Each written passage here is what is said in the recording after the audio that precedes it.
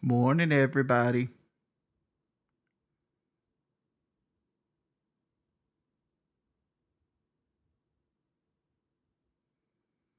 Nicholas, when I went on Local Live, you asked me if I did septic work, and Boogie called me Pedro for Napoleon Dynamite. Well, shit. Barbie wants to pull you into like voice chat right now to see if you look like Pedro for Napoleon Dynamite. It's a jackhammer. That's the most Indian Pedro I've ever did.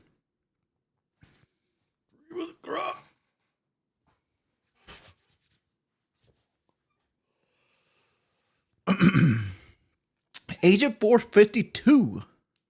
How did I get 452? Agent 245. Wings, I'm thinking about buying a Camaro on the cheap side later this year. Any ideas how long I should go? I'm thinking 7K, fix up if anything. Camaro on the cheap side. Here's the problem with Camaros in general. They don't hold value at all, right? Like even if you went and got a Super Sport, you could say like some of the 6th gen Super Sports at the very end, like especially ones with the LT1 package, are holding their value. But for the most part, Camaros, you're never getting your money back what you put into a Camaro. But it is a cool fucking car. Let's see what $7,000 will get you. Let's go look at Facebook Marketplace.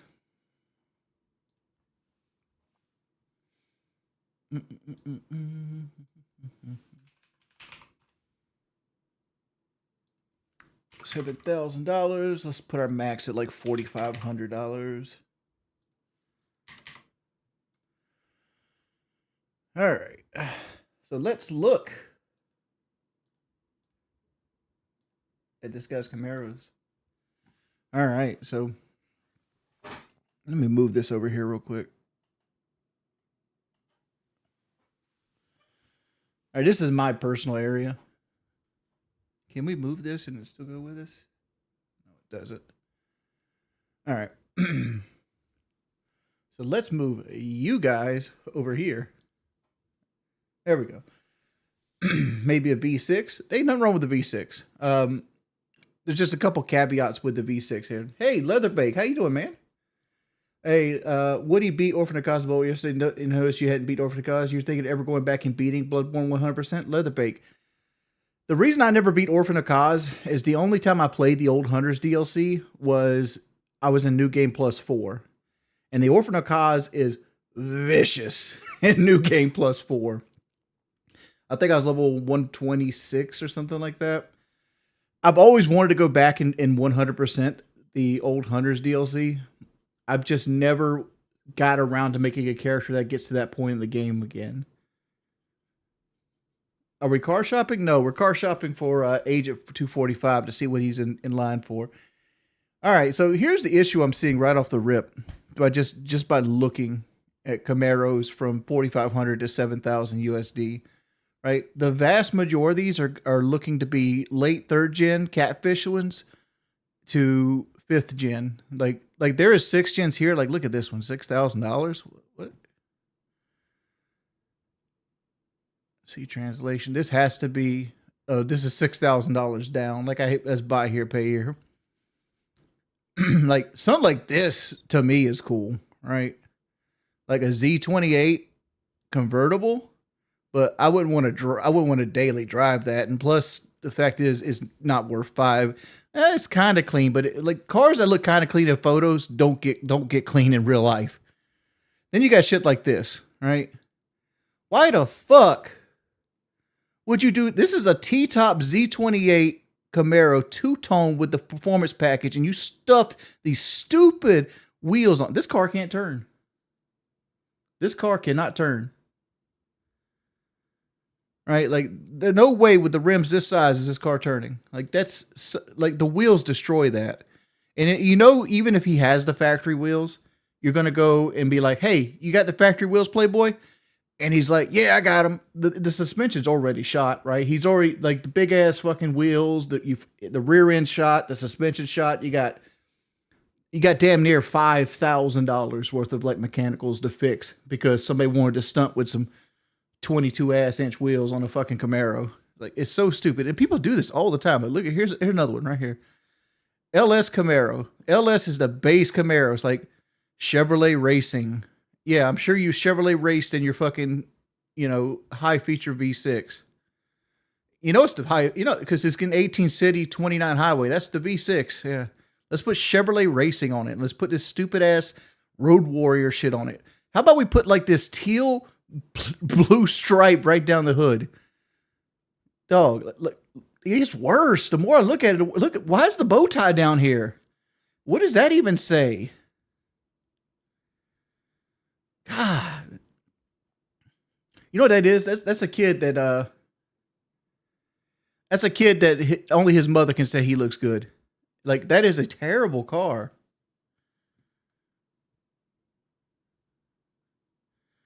Like, what is it? 17,000 miles? Like, what is wrong with this?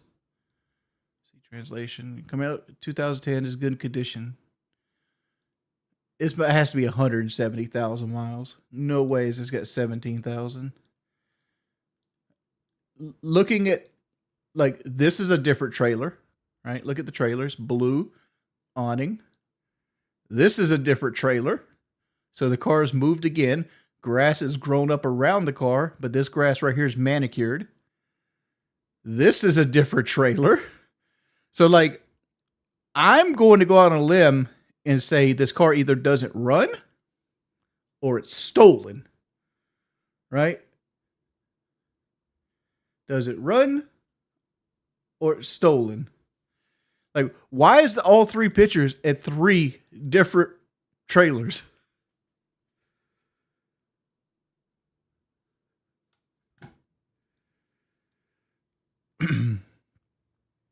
Let's see this one. It's 153,000 miles. I would not touch. It's got the high feature.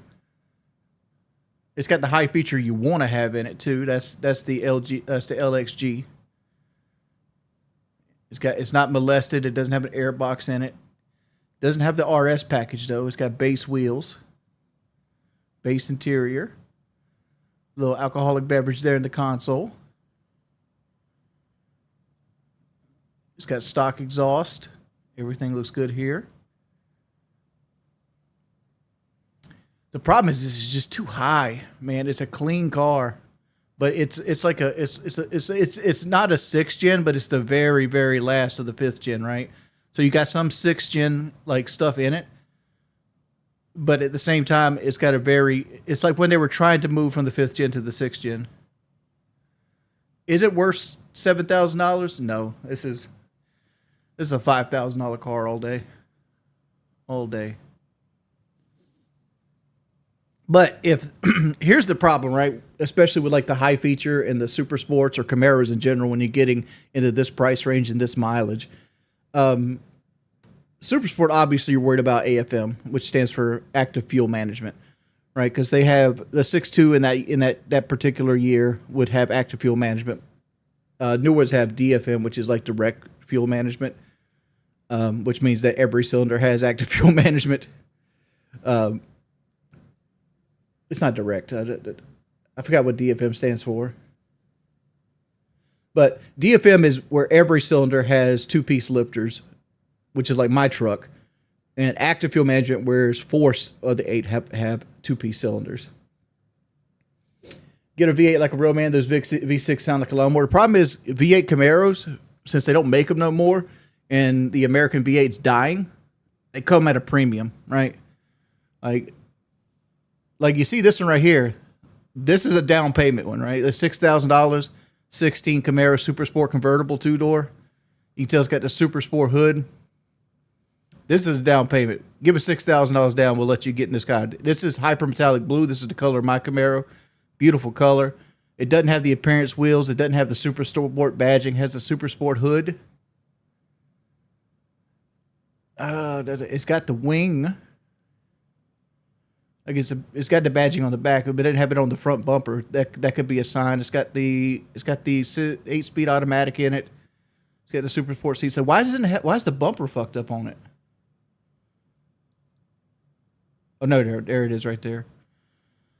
I bet you it's 6,000 down. Yeah, is down payment. Price of the vehicle is $29,900.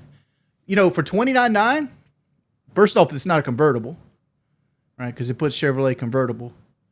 $29,900. This is a good buy. Honestly, this is a pretty good buy for $29,900. There you go. Buy this car, right? This is the 6.2. Before, yeah, buy this car. This is a good car. Like, this is probably the best Camaro we'll see all night right here.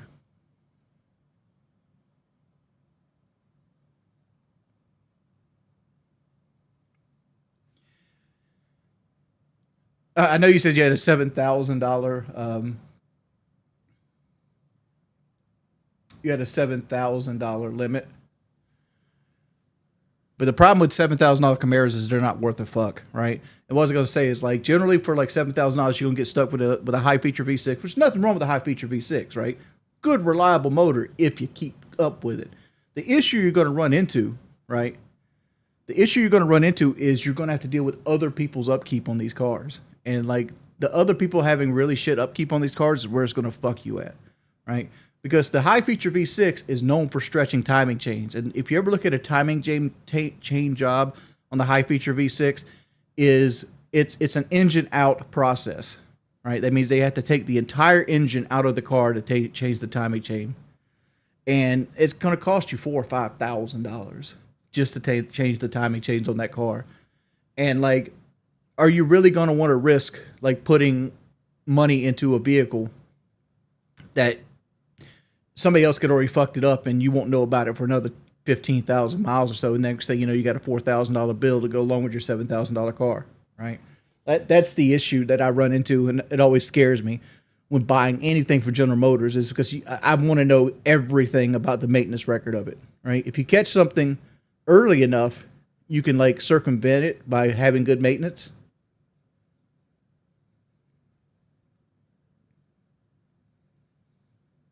Mahula says, I'm buying a truck tomorrow. Do you recommend a 2020 Tacoma or 2025 F-150? I want V6 only. Well, F-150, if you could V6 only, I don't even know if the 23 had a V6. Hold, let me check.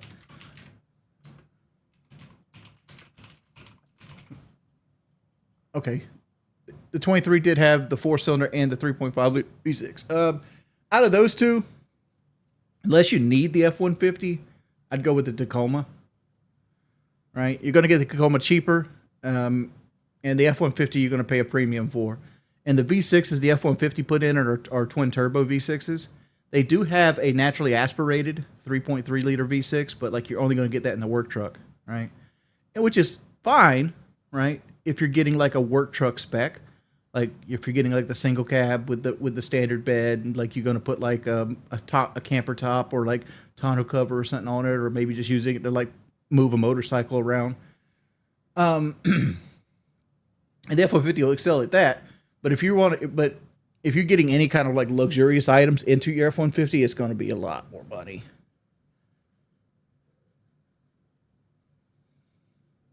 I mean, you're laughing at the inline 4 Silverado, but that's actually one of their best motors.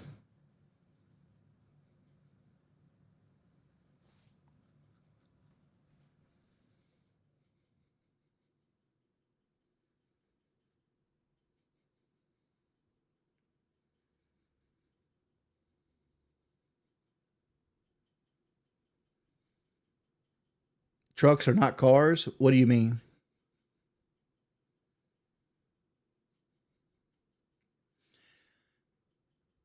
I don't need to look at it. I know how much Tacomas cost. Like a 2023 Tacoma, like iced out, is going to cost you about $38,000. Like if you get one with higher mileage, you could probably get it in the low 30s. The general thing with Tacomas, like I said, somebody else came up with this looking at 2020. They tend to have a vacuum pump that fails on them, but they usually fail within warranty. And what the new one that they put on, a 23 might already have the revised vacuum pump put on because they changed the design of it. So the new design doesn't fail, but the first batch of them failed. So that's something you should look into. But like, here's the thing, right, Ram? Here's the thing. This is something I struggle with too. This is something I struggle with too.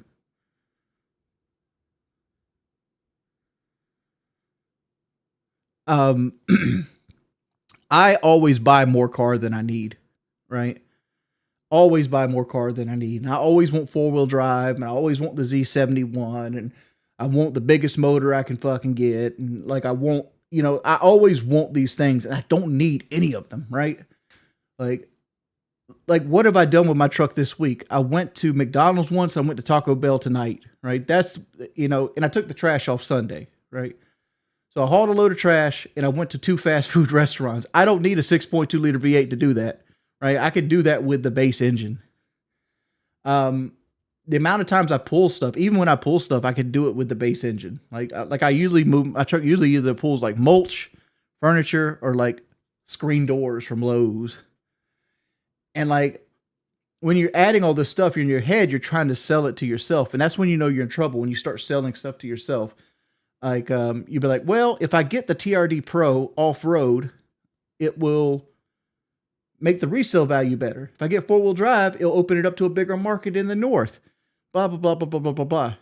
Yeah, you'll make more money on the back end, but you also pay more money on the front end. The money you're paying on the front end is on a depreciating asset, right? There's always going to be somebody out there going to buy one of these things.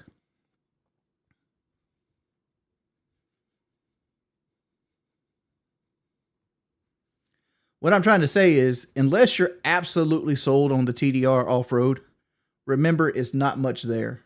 There's not much there. It's some skid plates. Sometimes they do a bed panel. Sometimes they do stickers, right? Like at least with like Z71, you get the 2-speed transfer case over the single-speed transfer case. But there's not much to these off-road packages that these companies do. They're just there to create FOMO, which is fear of missing out. My neighbor has an FX4. I want an FX4.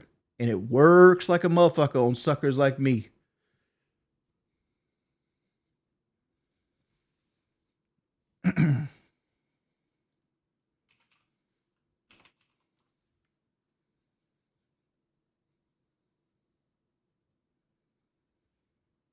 Let's see.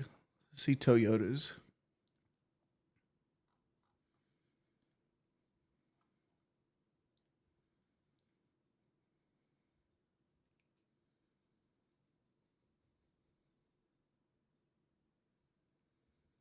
That's a bad thing.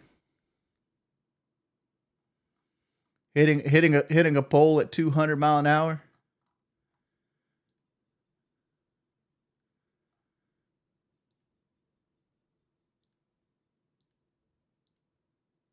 And it not making a dent, that's a bad thing. That means you got no crumple zones. That means you're most likely gonna die. All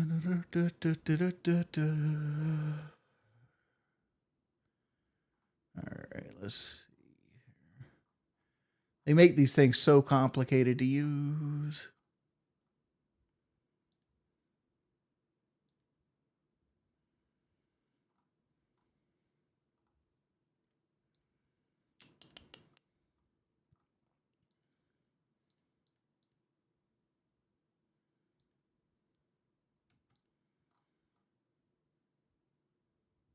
All right.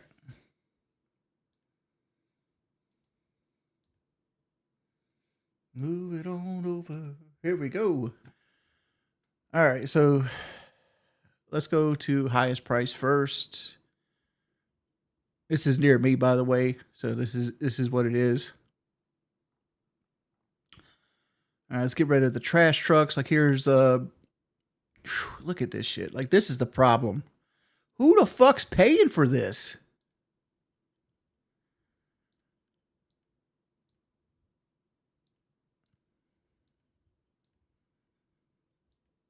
like I said, this is that fear of missing out shit right here, right? Like it's got the shit entertainment system. It's got the shit cruise control, but it's a TRD Pro. Like you're paying strictly for like the stitching in the bed. $55,000.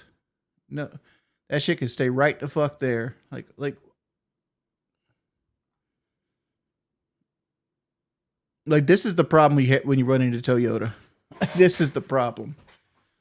$49,000. And you know why they're priced like this, right? They're priced like this because the new one sucks. Like, what does the new one even go for? Let's do this. Let's go new. They sell for $70,000 new? Who the fuck is buying a Toyota Tacoma for $70,000? Which one of y'all motherfuckers did this? Which one of y'all motherfuckers did this?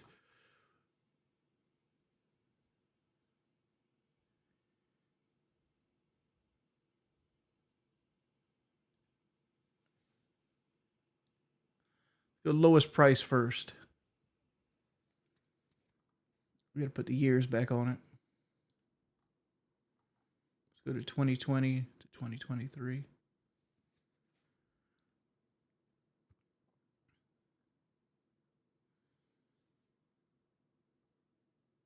Generally, when it has no rating like this, that means it's a salvage title.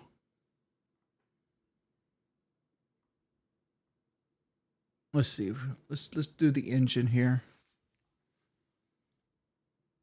We only want the V6 when isolate out all the inline fours. So let's see if we can find the cheapest TRD4.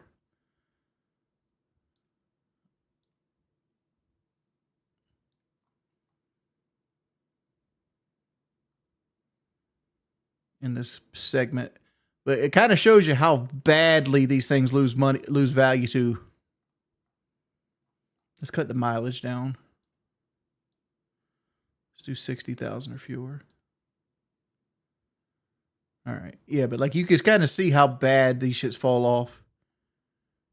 Try to find a TRD here just to give a reference.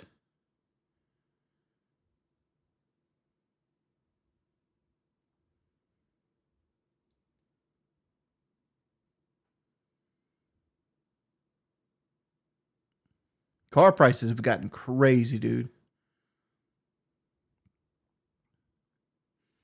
My mother bought this exact truck right here. It was white. This one might be gray. Or that might be white. But my mother bought this exact truck. This has got the TRD wheels and shit. And it's got like a snorkel and stuff. But ignore all that. But my brother bought this exact truck with 22,000 miles on it for $18,000 in 2018.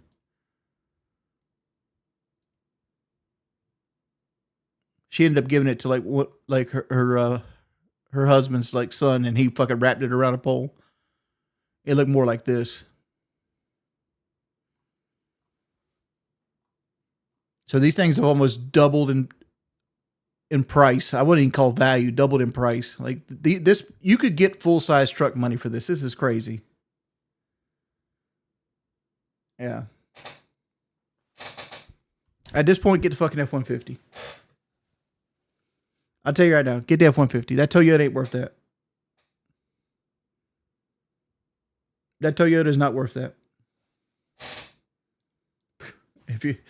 If you're gonna pay $40,000, you can get a F-150 is a nicer car. No, my controller's fine.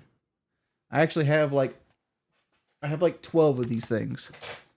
You know, my controller's fine. Go out and do something. It's 4 o'clock in the morning, man.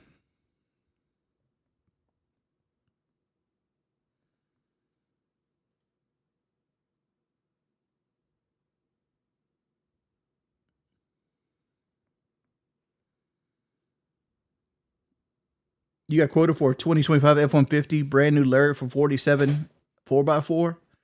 You better snatch they fucking arm off. I tell you right now, if somebody got me a crew cab Lariat 4x4 F-150 right now for $47,000, I'm trading my shit in. Trading my shit in. I'll trade my shit in, get me a little $10,000 bank loan, and roll out. Every F-150 I have around here is $56,000 for an XLT. You want a Lariat, you're going 60 plus. So like that dealer's got you $13,000 cheaper than most people around here. What's up, Italian God?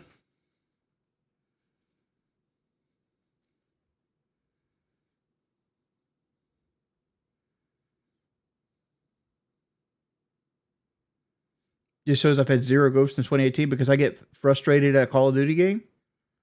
It'll be all right. I haven't been on my medicine since March.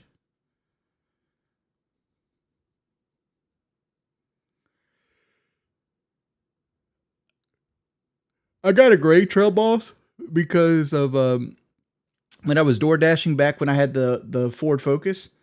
There was a gray trail boss that I would drive by every fucking day on a Dodge dealer lot. And like, I was like, oh man, that's so sexy. I was like, oh God, I want one so bad. And I named it Elephant. Like I would drive by and say, I'd wave to it like, hey, Elephant. Elephant was a pile of junk, though, by the way. I didn't buy that truck because it had been hit a head-on collision. But like, it looked so good because they had it parked on like one of those ramps that kind of like makes the truck sit at an angle. I was like, oh shit.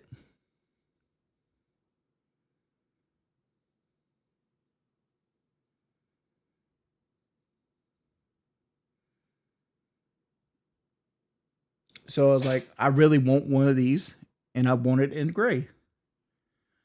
And then I decided I wanted a 6.2. And then I convinced myself that if I ever found a gray 6.2 liter Trail Boss, I'd buy it. And I thought I'd never find that exact combination. Then I did. It dropped up on my Facebook feed one day. Like Facebook literally, you ever have your Facebook like being like, oh man, I need more deodorant. And next thing you know, you got fucking Old Spice advertisements. Well, this happened with me with my fucking Trail Boss. I was talking to Kelly about like my dream truck, and then I'm scrolling my Facebook feed, and here is a fucking Pawleys Island Chevrolet 6.2 liter Trail Boss, new arrival. Like just shows right there. It's like, you motherfucker. It's like, you motherfucker.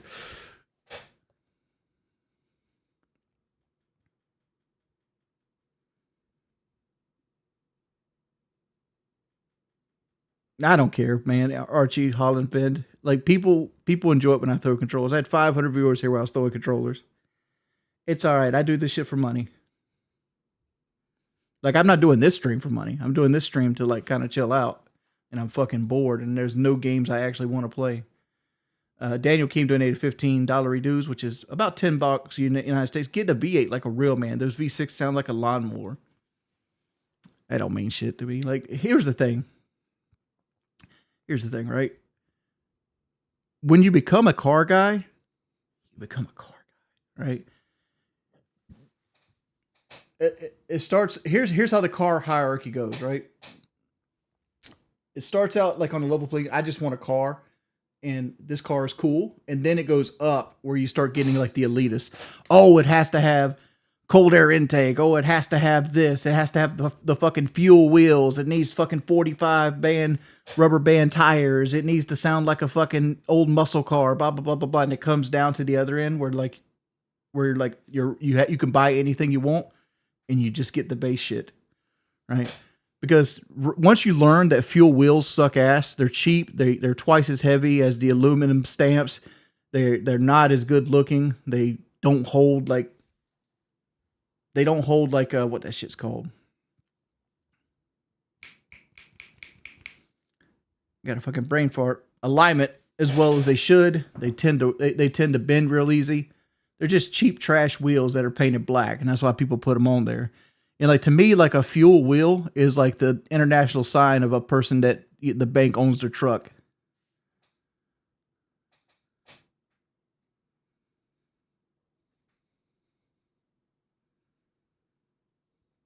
Well, he said, "Need your help, dude? I'm going to buy a V8 car this fall or winter. My budget's 40K. I almost got the 2024 Mustang for GT for 36K. How old are you, Himothy?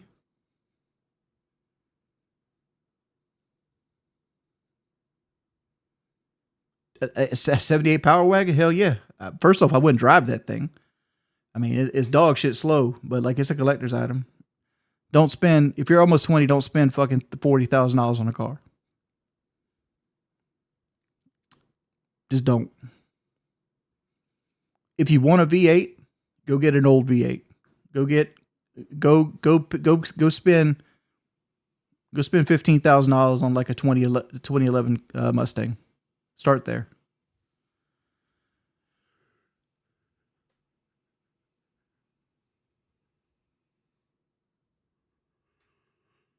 There is no other donation. Oh, there it is, Punk Rock. You donated less than $1. No, we don't have I don't think we have a V8 Land Cruiser. I don't really particularly know. I've never seen one or cared to look at them.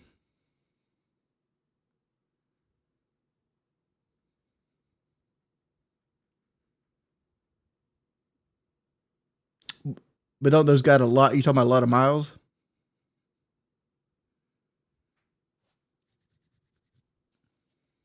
I like my 2018 truck too. I wish I kept it. Like it was paid for, and then like I traded it in on my Trail Boss, and then I paid my Trail Boss off in March. But it's like I was just as happy with my 2018 as my Trail Boss, honestly. Like I drive like an old man. So like what I really did is I just paid like $18,000. I didn't have to pay.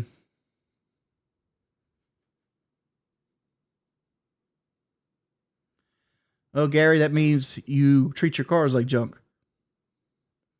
Some of the best engines ever made are United States engines. The Ford, the 2-valve 4.6 and Ford, 3800 GM, 350 GM, LS anything GM. I mean, like the Hemi Magnums back in the day, the 345 horsepower, the 345 horsepower Hemi Magnums, those were good trucks too. Like people that say I'm only going to drive Honda, Toyota, etc., generally tells me they don't like changing their oil or changing fluids or doing anything to their car.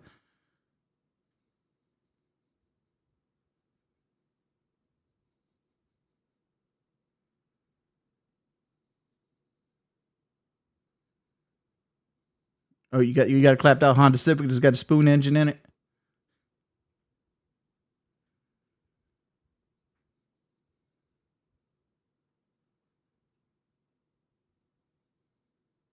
I mean, there's a lot of shit cars. Like if you want to get real, but like every car company has shit cars, all of them.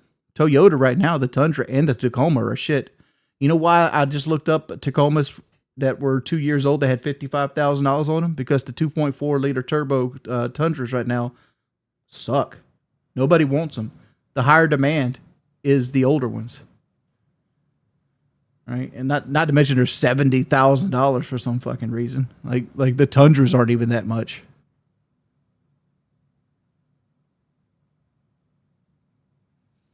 Don't lift your F-150.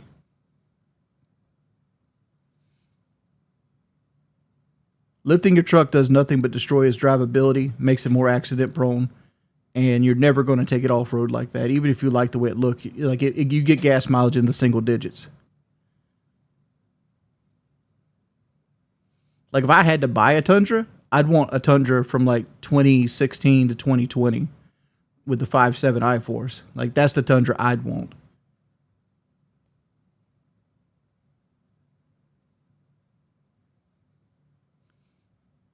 And I'm steering you away from like the $40,000 Mustang at when you're like 20, because like the money mistakes you make now matter just as much as later on in life, right? Like if you took that $40,000 and you put it into like the SP 500, that's $200,000 in 10 years. It'd grow $150,000 in 10 years just taking that money you're going to put in that car and putting it into like an SP 500 account. You'd have $200,000. if you in that car in 10 years is going to be worth $8,000. So you're losing out on like $190,000 by buying that fucking car. I'm not trying to say don't get a fun car. I've made my mistakes on cars. But you can get, but there's fun cars out there that don't have to be brand new. Like a 2011 Mustang, it drives straight, has 400 horsepower, has Bluetooth, has hands-free calling, and has the exact same motherfucking engine on it. It's just got a couple things different. One, it has one throttle body instead of two. You know, so it doesn't have like a fucking air intake for each individual bank and shit like that. It makes about 70 less horsepower, but guess what? Horsepower is a depreciating asset, right? Horsepower depreciates the higher it goes. There's not much difference between a 400 horsepower car and a 700 horsepower car.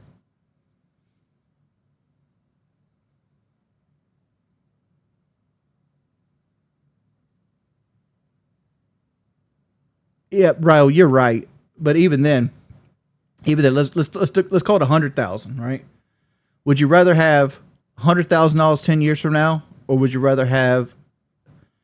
Let's look at this. Would you rather have $100,000 in your bank account driving a 2011 Mustang 10 years from now, or would you rather have no money in your account driving a 10-year-old Mustang from now?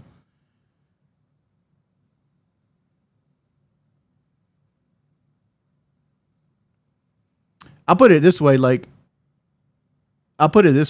Like the Coyote engine, the first gen, second gen, and third gen, they're all good motors, right? They'll last 200,000 miles. And the beauty of it is a lot of them have the 6-speed from ZF transmissions. Those good transmissions, right? Like if you can get into like a 2011 Mustang GT and you want the 6-speed automatic or the 6-speed manual, like if you can get into that for like $15,000 at 100,000 miles, that's a good buy. It's a good buy. What are you trying to warn me of, Pineapple? I don't even see what you're saying.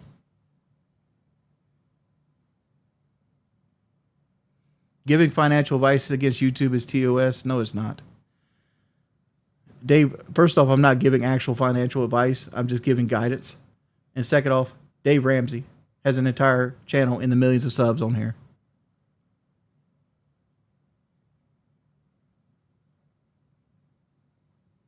Nissan as a whole about to be discontinued.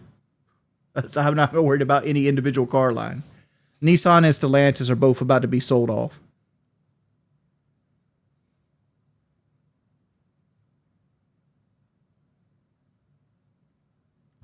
Timothy, I know what I'm about to tell you, and you'll get mad at me, and I can tell you how it's going to play out.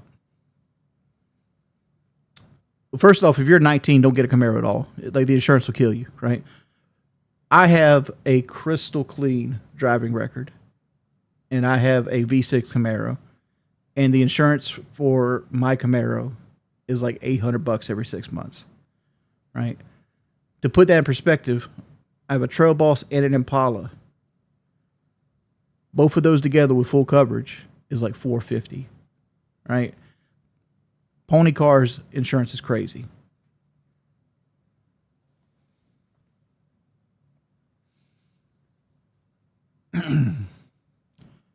But Timothy, because I can tell you to a T, like you're gonna buy that higher mileage Mustang, and there's gonna be little things that are gonna nag you, like it's gonna need a suspension part, it's gonna have like something go out, there's gonna a light that's gonna come onto it, right? But that's just part of the game. That's just part of the game, right? The mileage doesn't matter as much as the upkeep does. Like if a car has high mileage, but it has good maintenance records, that's the car you want to buy. You don't want to buy the car that sat in the garage for 15 years and was only driven to the church on Sunday and to the market in the evening on Sunday, right? That's the worst car to buy. That car is going to need every belt and seal in it replaced. It's going to need a fuel system changed out, you know, and everything like that. Like miles don't equal everything.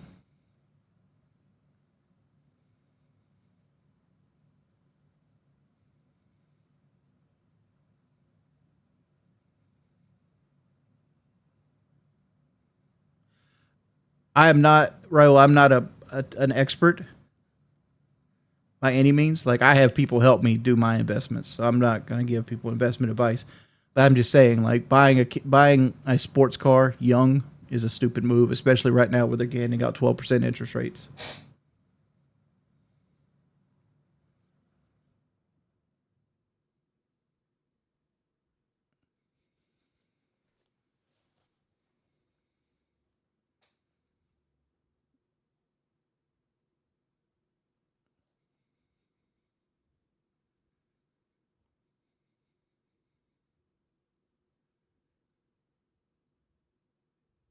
$120 a month.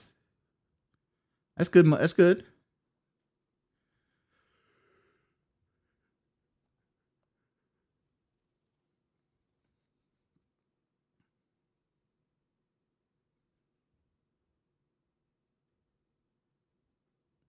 John Bigcock, honestly, like, I know you're trying to give a basic tip, but that's actually a really good tip. Like, you guys ever see the pacing meter? And I say this because, like, Top Gear did this before.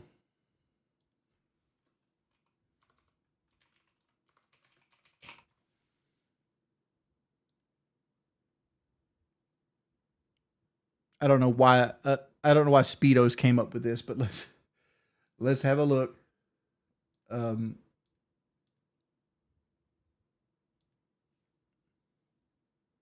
oh, it's because I thing. But, like, here's what I'm looking at right here. This is called the pace speedometer, right? Or pace speedo, right? It kind of gives you an idea of, like, how speed actually affects you in the real world, right? So, like, the interior numbers 10, 20, 30, 40, 60, these are miles per hour, right? Right? And the outside numbers, these ones are minutes per 10 miles, meaning that if you drive 10 miles per hour, it's going to take you 60 minutes to drive 10 miles, right? It's going to take, if you go up to 20 miles an hour, it takes you 30, right? So it's the law of diminishing returns. So if you're driving 60 miles per hour, it's going to take you 10 minutes to drive 10 miles, right? So here's where, like, speeding makes no sense, right? So, like, if you're going 80 miles per hour, now it's to go 10 miles, it's going to take you 7 minutes and 30 seconds, right? So you save 2 minutes and 30 seconds by going 20 miles an hour faster, right? To cut your time in half for 5 minutes, you have to go 120 miles an hour, and that just cuts the time in half there. So if you have a trip that takes 25 minutes, this will cut it down to 14 minutes, right? And, like, this should be in every car in America because people want to think that taking that 5 extra mile an hour actually matters in the long scheme of things, right? It doesn't, right? Like, if the speed limit is 55 miles an hour and you want to go 75, you're literally saving 2 minutes on your entire trip, or upwards of, upwards of 2 to 4 minutes on your trip, and you're risking a huge ticket to do it. So,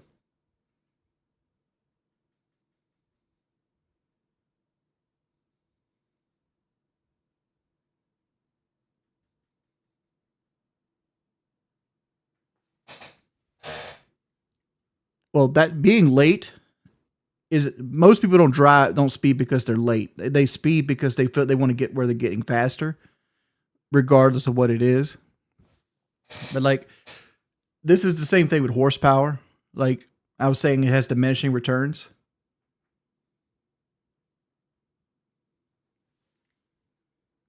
Like a 400 horsepower car.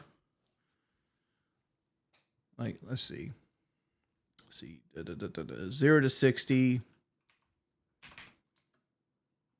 in a 2011 Mustang versus 2025 Mustang.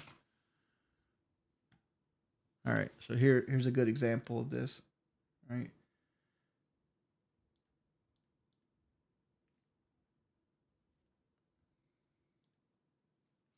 a 2025 Mustang, 2025 Mustang GT, which has 480 horsepower, goes 0 to 60 in 4.2 seconds, while 2011 GP typically does in 4.7 seconds. 2011 has 411 horsepower. So that 70 horsepower gets you half a second, right? Get you half a second. Let's go Hellcat Demon. So we're at 4.2 in the Mustang.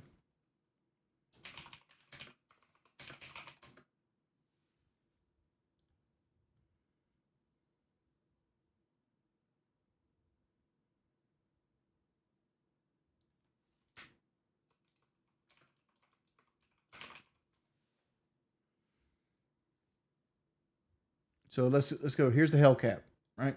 Here's the Hellcat. Hellcat 0 to 60, 3.7 seconds. This is 700 horsepower. Right? So like between 480 and 700 horsepower, that 200 horsepower gets you another half second. Right? And a lot of this is because of wind resistance. Right? You got to have more horsepower to overcome wind. So like these big horsepower numbers don't mean shit most of the time. There's no difference between a 460 horsepower car and a 455 horsepower car, right? Because horsepower is a measurement of energy. You should buy the car that you find fun.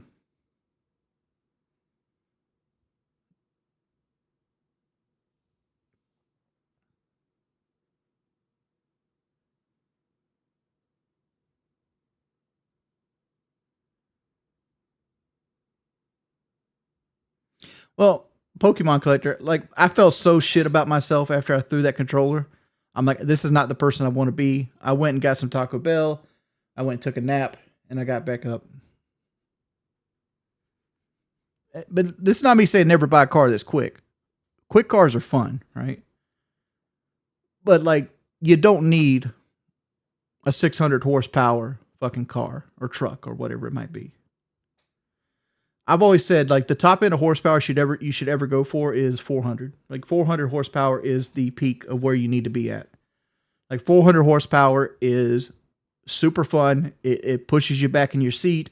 You passing people is not a question. You're going to pass anybody you want with ease. Anything below that, 200 horsepower is the bare minimum, right? 200 horsepower is what I consider the bare minimum of drivability. I had a really bad Call of Duty session. I had a really, really bad Call of Duty session.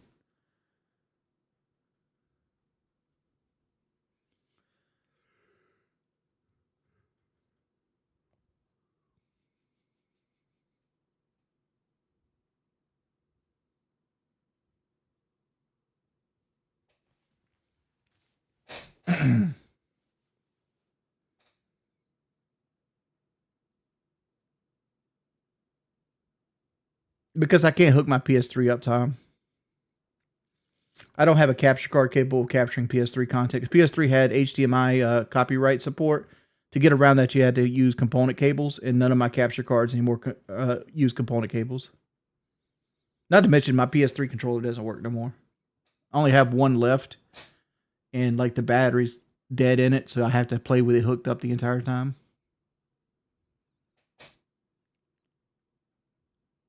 I was using a DMR gun that takes like 3 shots to kill unless you hit a headshot. And I wasn't doing terrible. I was going 1 for 1, but like we were getting beat on everything. Like every map was like a VTOL gunship was up, or a chopper gunner, or like a continuous UAV, and like everything was a sweat fest. And like I was kind of having to eat a lot of crow because I was talking a lot of shit between the lobbies, and I was made me look bad. I don't know. I had a bad session.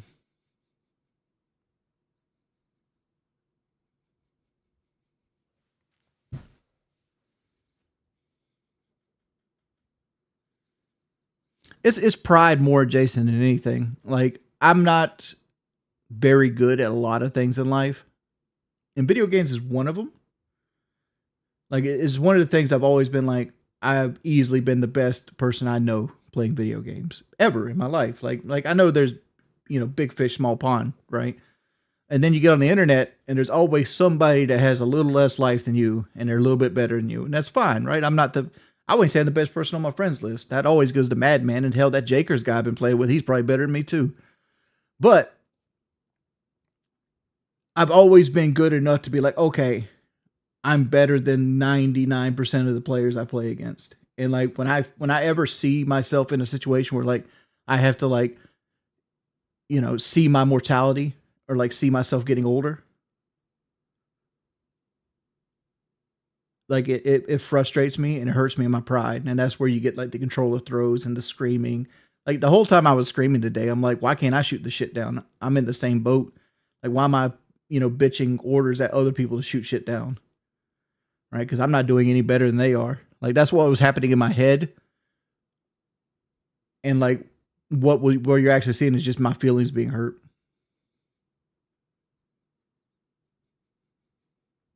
I do have a Discord server. I do.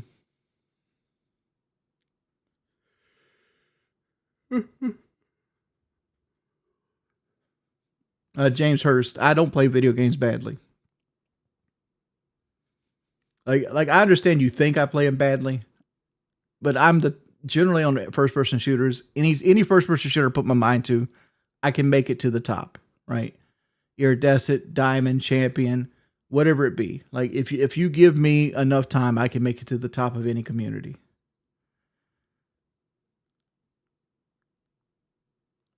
But the problem is people start once you get to that level, people start expecting you to be a race car driver. Like you don't have to be a Formula One driver to be a good driver, right? You can be a good driver by just like following the laws and trying to do things safely.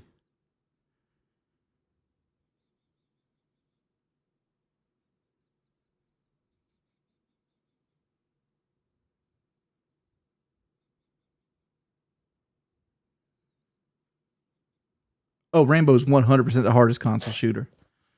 I tell you right now, I got 12,000 hours in Rainbow right now, and I still have days where I'm afraid to swing people.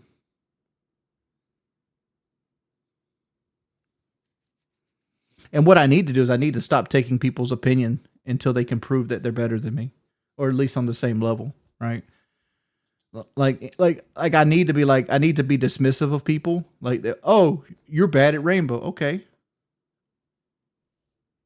what is your what link me your fucking R6 tracker, and let's see how valid your opinion is.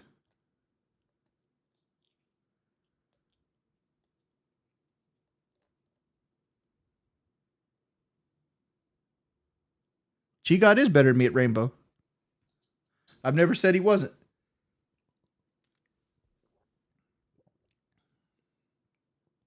My issue with Chi God wasn't that he was better at me at Rainbow. My issue with Chi God is him talking down to me because of Rainbow when I would school him on every other shooter game known to man.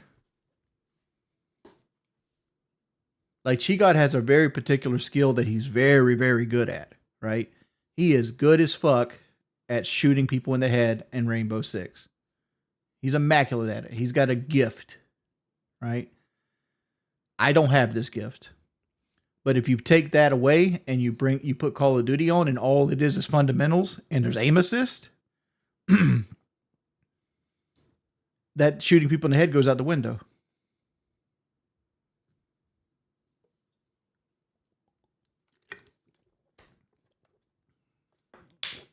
Because there's more to like a lot of shooter games than just being a good shot.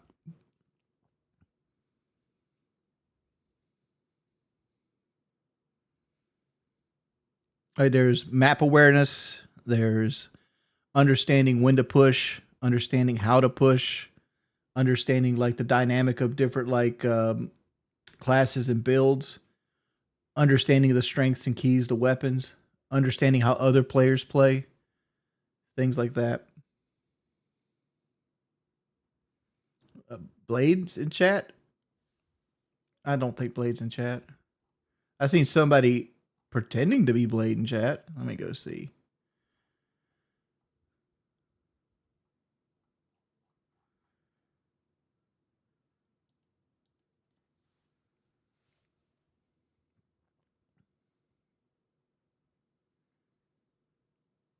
I mean, like, here's the thing, right?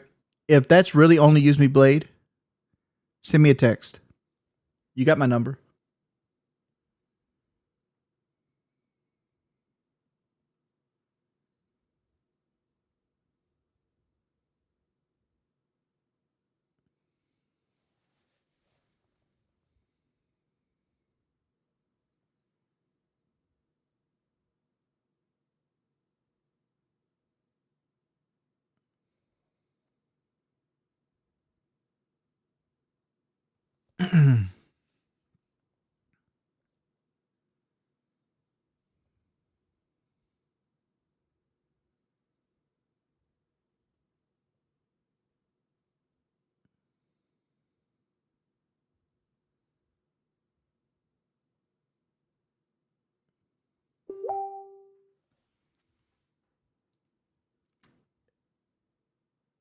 Oh, it is him.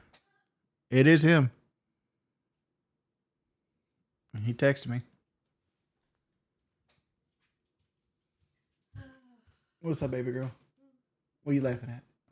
You telling him if it was him, send you a text. Well, yeah, it's like that's the one way to tell if it's the real him instead of like going through all the hoops, right? Tell him what's up. Ask him what's up. Hope he's doing well.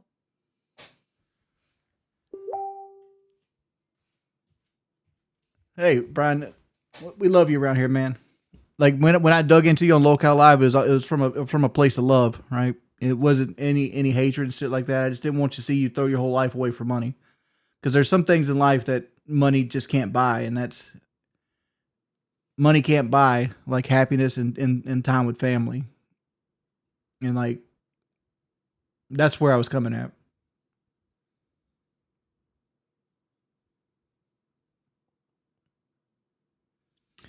As back to like Local Live, man, like I just didn't like where they were heading with everything. Like honestly, like I initially got kicked out of Local Live, but like within like 2 weeks, I was always welcomed back into it.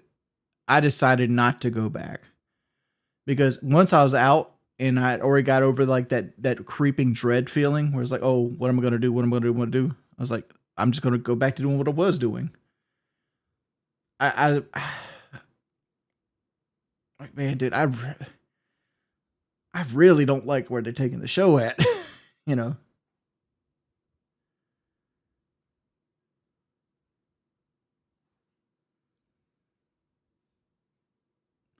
See, like I haven't talked to Becky because I try not to talk to her that often because Kelly dislikes her,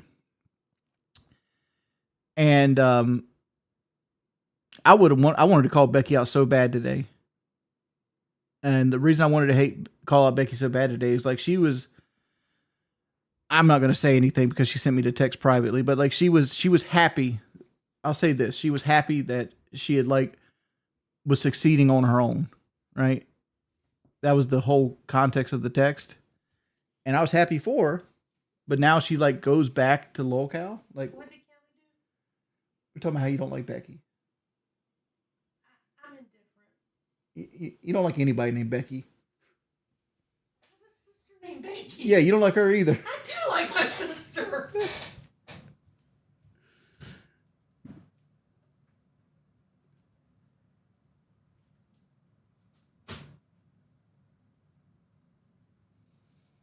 Like, why is this guy just sitting here with like a swastika?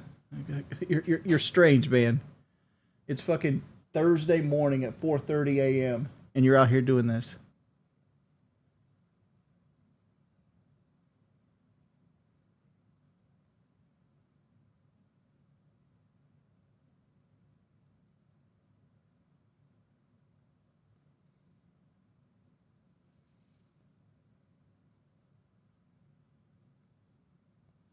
Captain Tom Chandler. And nobody cares, man. No, Flayman, I didn't say that. And I'm not going to repeat what I said.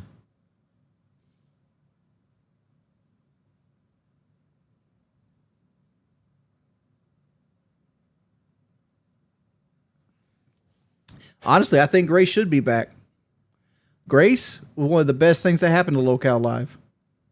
Grace, Becky, and fucking Lynx were entertaining. They were entertaining as fuck. right? That should have been Queens. If you wanted to throw Tina in there, throw Tina in there, but that should have been Queens. Queens was going to be monumental, right? You can say what you want to say. That was a good fucking show at that point. Like, Queens would have out-earned Locale Live if they ran with that, but they didn't.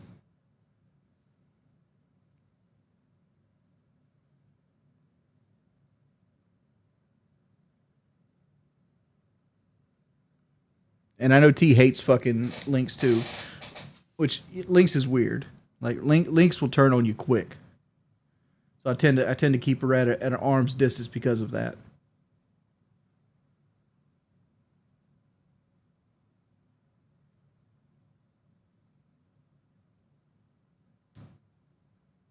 Yeah, I'm good on Use with Blade. Well, Brian, I'm good, man. Like, I'm just too fucking fat. I'm just too fucking fat. I wish I could lose the weight like you lost. Hey, Fembuster, thank you for the 10 gifted members. Blade, before you leave, what you driving nowadays?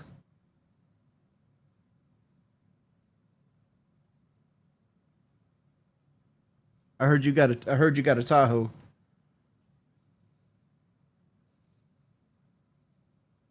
You driving the Cadillac still?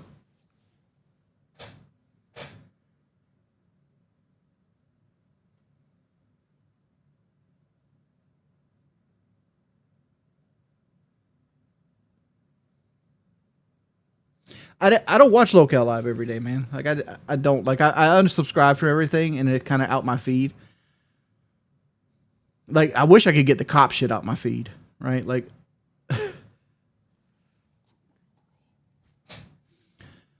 like, the cop shit makes me. You did some bad shit. What'd you do, Fembuster?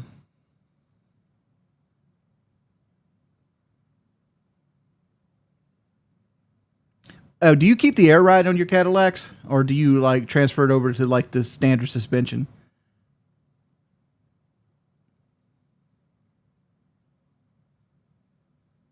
I've never actually owned a car with air ride suspension. I've always had like redneck trucks.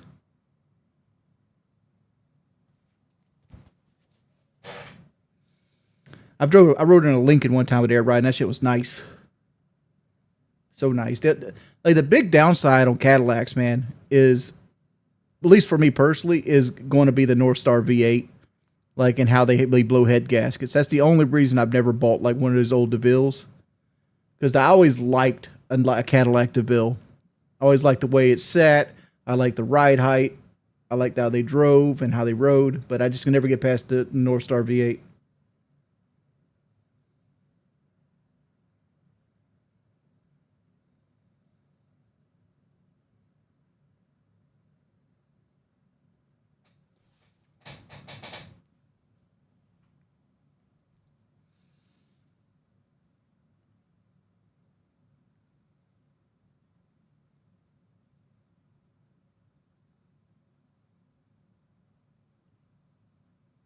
Yo, you gonna keep that shit to yourself?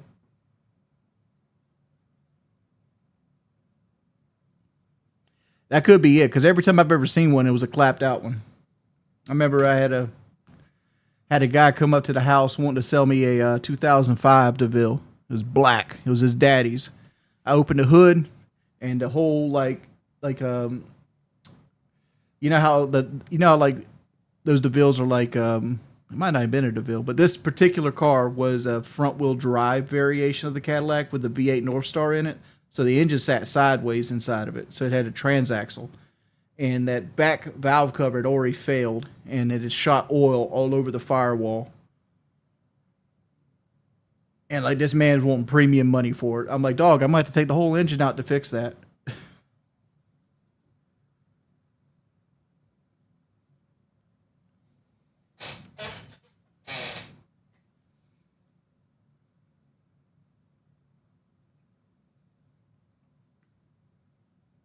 But it was a good looking car. Like a Cadillac with tinted windows and black with the chrome wheels. That's old school pimping. Old school pimping.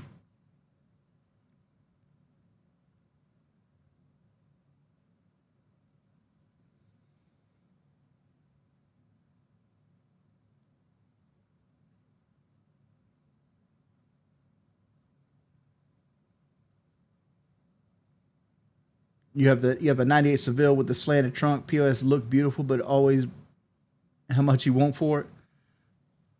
Just good.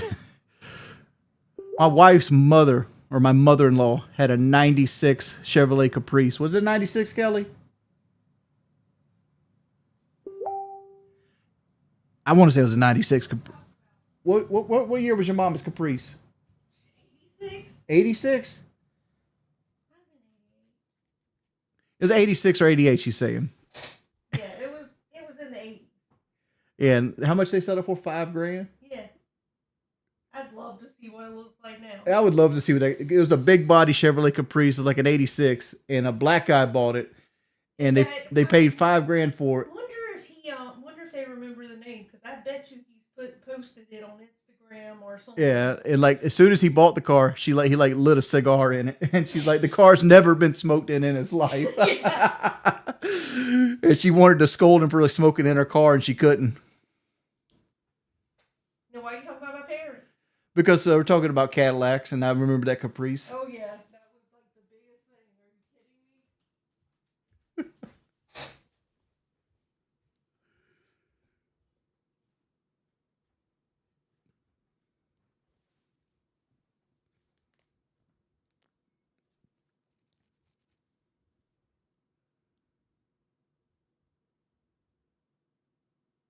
Oh, that was a nice car. It was. I want to say it was black. It had the cloth interior because back in the 80s, cloth interior was actually the high stuff. That was the high end. Like somewhere in the 90s, leather became the upper trim. It was the nice cloth. Yeah, it was like the recliners, right? Yeah. Yeah. Yeah. It was. I mean, knowing what we know now, they probably pay cash for that too. But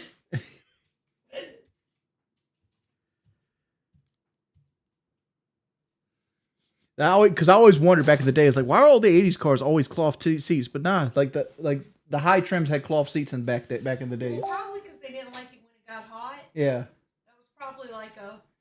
but their cloth was way better than the cloth you get now. Oh, 100%. Like there was such a different quality in that one. They were plush. It was like sitting in a recliner. Yeah, it was relaxing. It was a good time. Thing I hate about that is they didn't even tell me they were selling that one.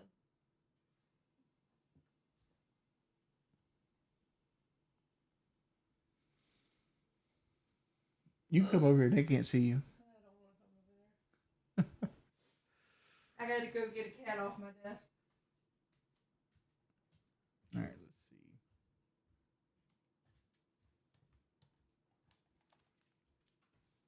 Oh shit! Blade put his stuff up here.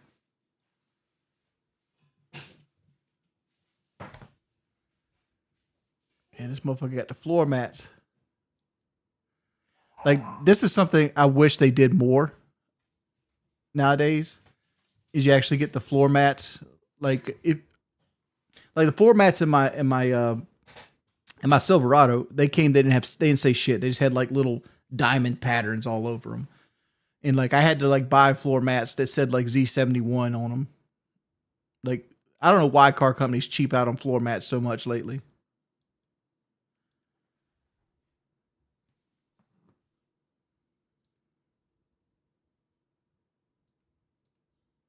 Cars are expensive now.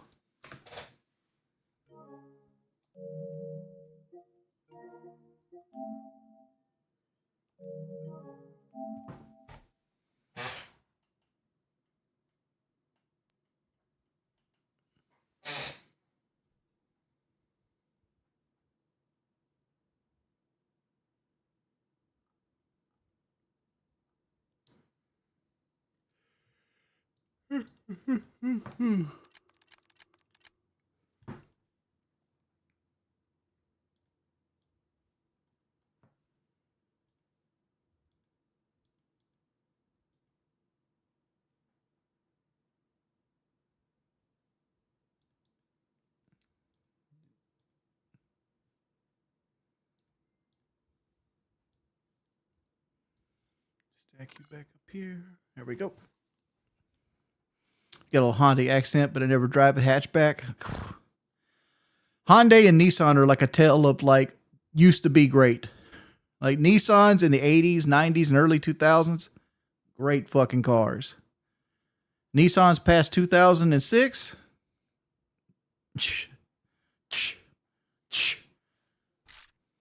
You might as well walk.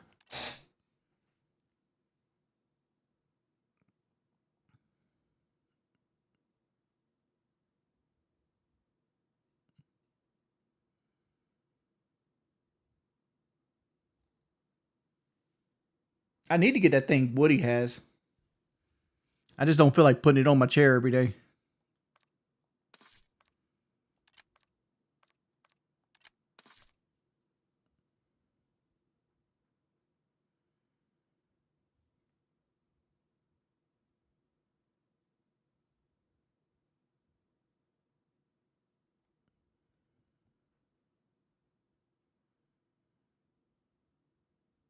What's up, Emo Snacks?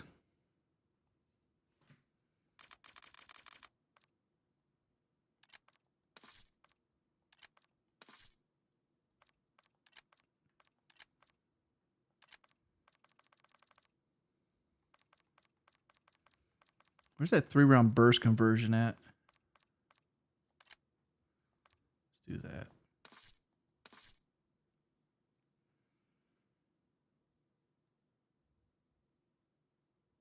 If I'm going to look at a cheap Nissan, what year should you look for? If you want the coolest Nissan that you can get right now, you get a Nissan Altima SER 2006. It's 260 horsepower. You can get it in a 6-speed manual. It's going to be the most fun you're going to have in a Nissan within a budget of $5,000. And you're still going to get a relatively good car. Those early 2000 Nissan Altimas are pretty good. The Frontier mini trucks were pretty good all the way up to about 2018, 2019. The Tundras were good from now until they quit making them. The problem with Nissan is they went over to shit transmissions, went over Jatco transmissions, which were CVTs. And then they extended like the service life for them to like hundreds of thousands of miles. So like people didn't, want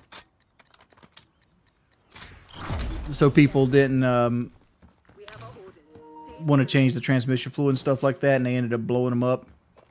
And like Nissan, like everything else, got little problems here and there. But like the transmissions where Nissan really died at.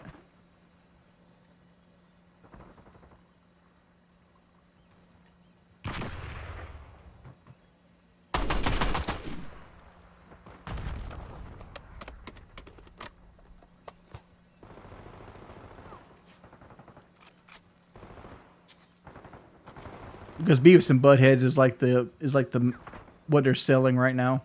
Beavis and Butthead and like American Dad.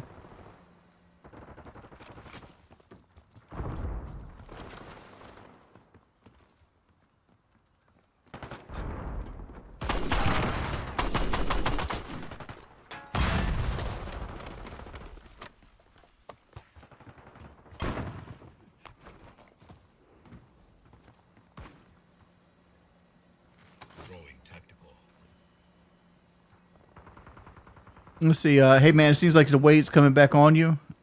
Yeah, I've been eating like shit. I can't even say shit. I've been eating bad. Like, I remember being able to see down these lanes, like on the old map.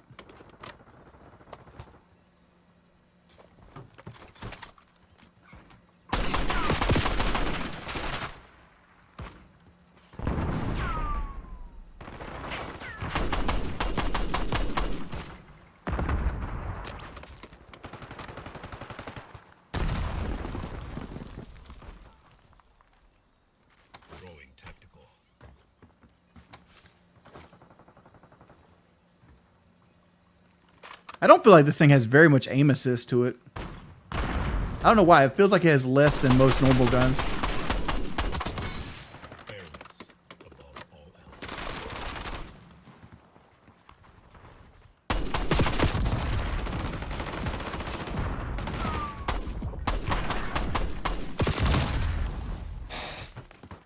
Like one thing I got to learn with this gun is I can't Rambo it. That's what I was trying to do earlier, is just Rambo it everything, and it just doesn't work.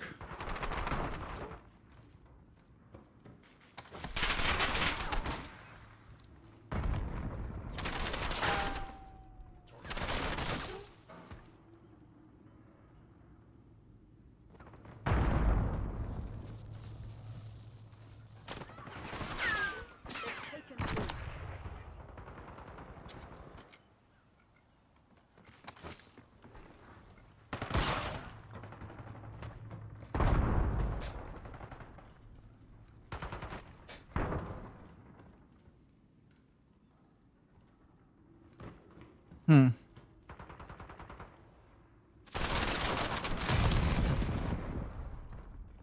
Hostile counter UAV established above.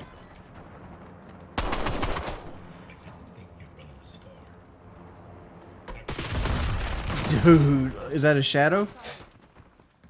Like, why do I keep running into the one person that will have shadow on?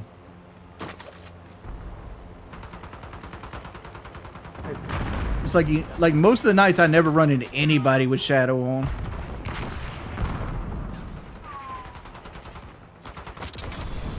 Enemy UAV inbound.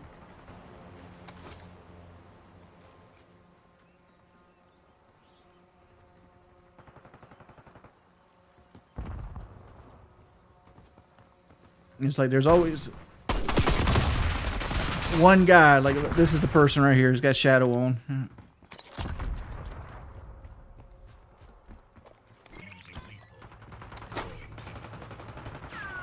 And it's like, this is where like the game gets frustrating, because like I know I'm not going to do anything this whole time playing.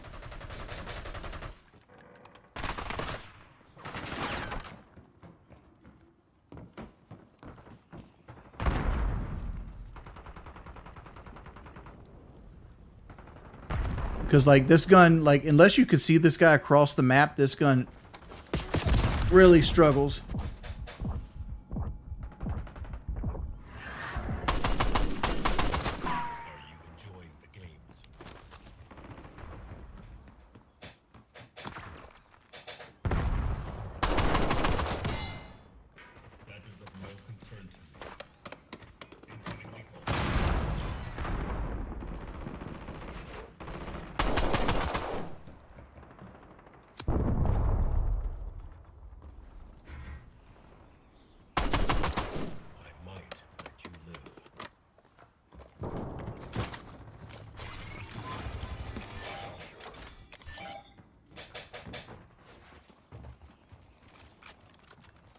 Hostile UAV established overhead.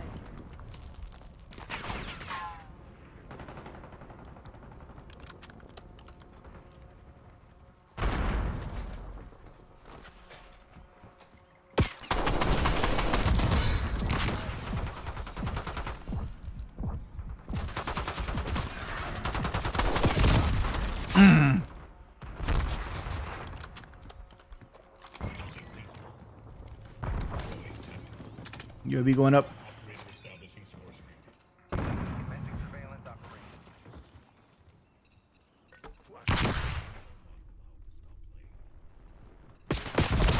Dude, this person, this Steffi person, it's just SMG in your face all the time.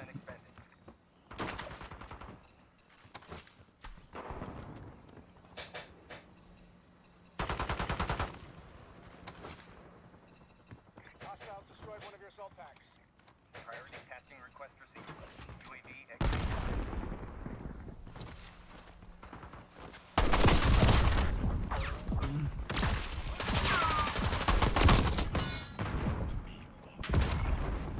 Dude, this Steffi person is in your face at all times. Watch this. They just get so lucky.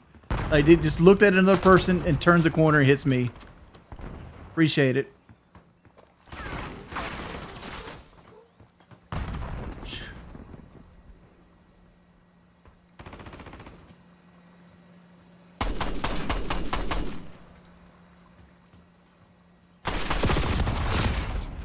I just straight up lost that one.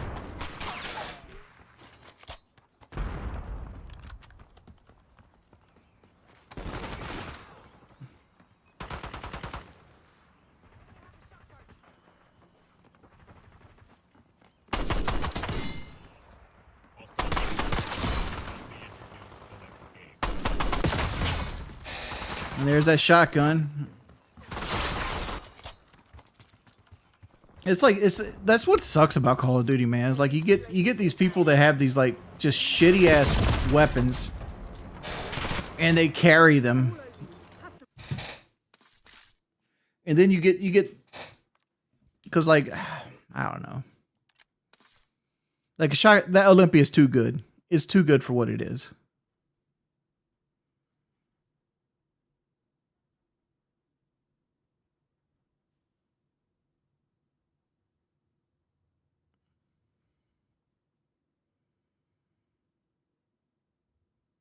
I don't mind people running main shotguns. The problem is the Olympia isn't a main weapon.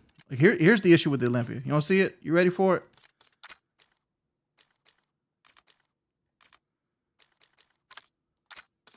There's the problem with the Olympia. If the Olympia was the primary weapon, it would be fine. But no, it fits in the pistol slot.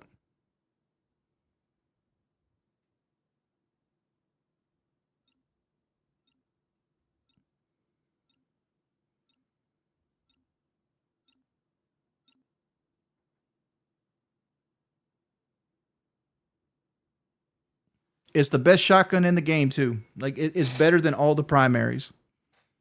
And it goes in the pistol slot.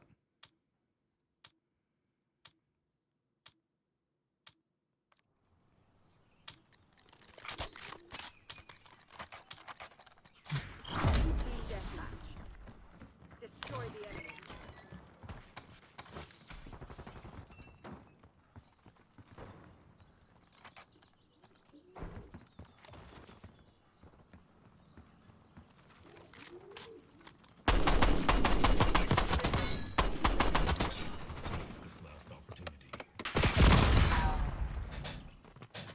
Why is it unique to the pistol slot? Because they want people to pay for it.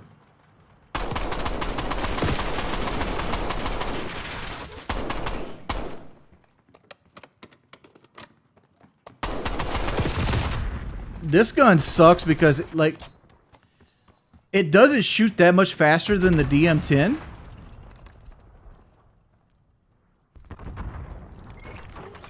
But it like it's only good for medium range. If somebody closes the gap on you, this gun will fuck you.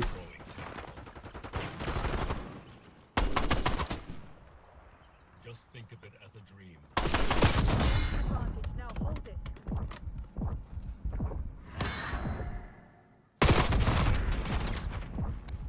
We've given up the lead.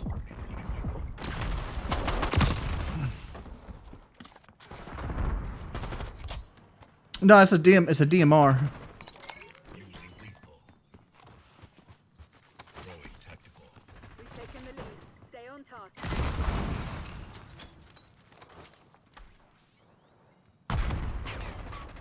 You're falling behind, Princess.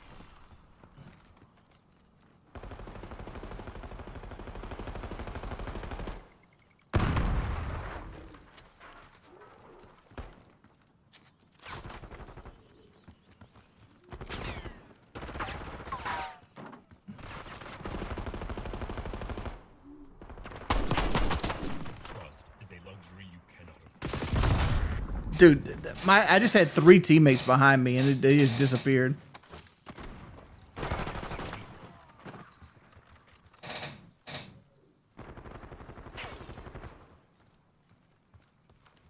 Let's not overextend here. Like what? We're gonna lose this round strictly because of my team is way too close in each other. I'm either gonna get sniped or pre-fired here.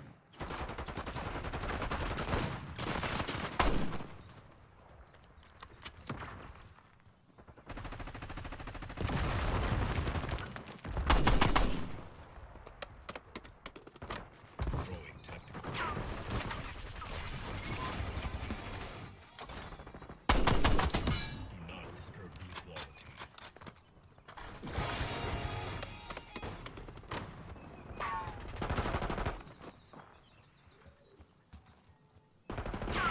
Lead on.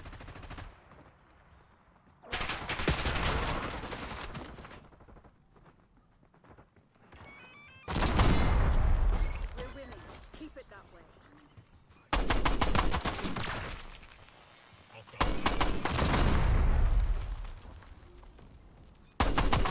Available for that.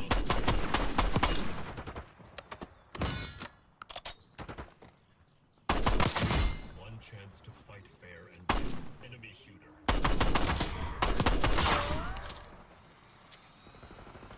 Requesting CUAV above. Requesting recon above.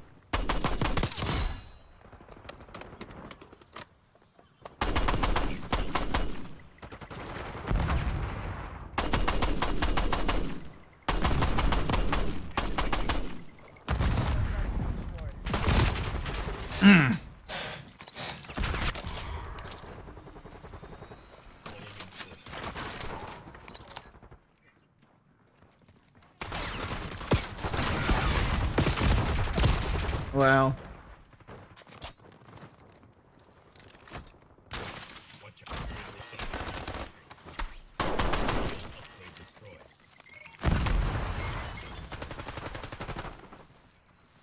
Hostile failed. One last chance to find equal footing.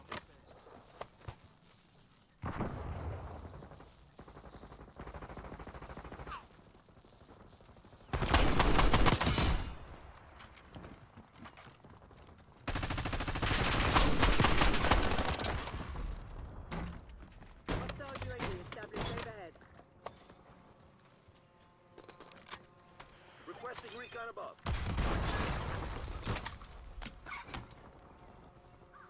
Like, part of me likes the Grim Reaper. Another part of me is like, oh, it kind of sucks when you get hit with that situation right there.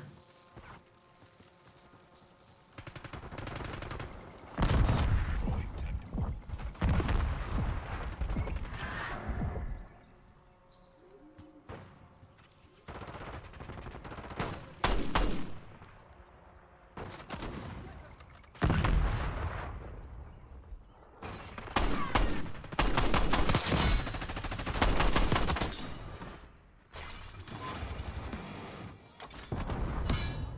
Like, the key to this weapon, Throwing tactical.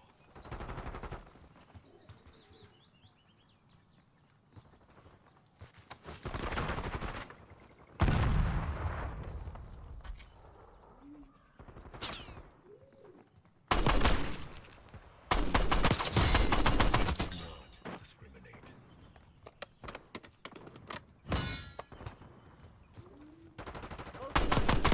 Yards to lose.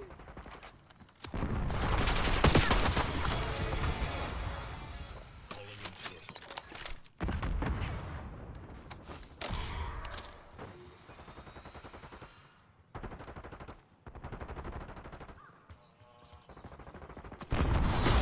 They were already there. Good job. Game.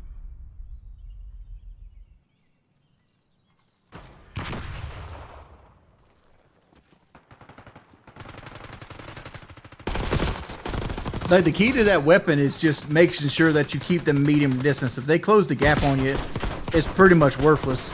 So I'm thinking, like, maybe do the Olympia fast hands and just, like, fall back on the Olympia every time they close the distance, and maybe that's the best way to use it. It also has a lot of flinch, so, like, I'm trying to work out the bugs in it.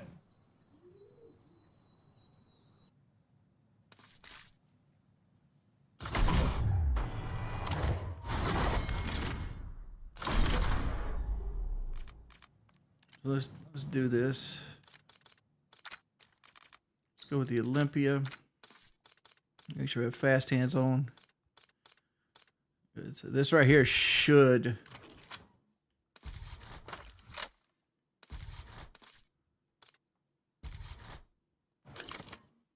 Let's put the suppressor on. See if that'll help us out a little bit.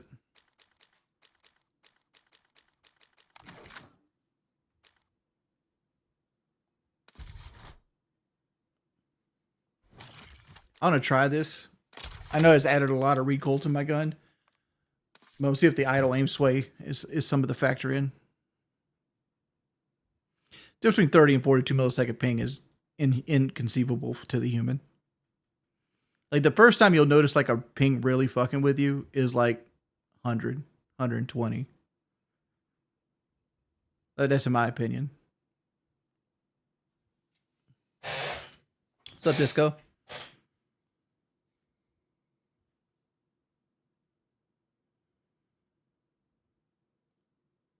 I got like 10 PlayStation 5 controllers. It's fine, yeah, but my PlayStation, the black one's working fine. Like, I threw it that direction, but I hit a pillow.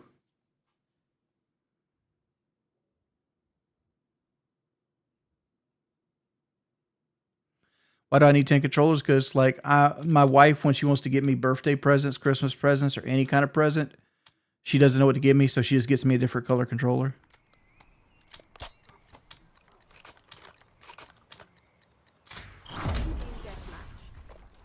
Eliminate the enemy. Gain the advantage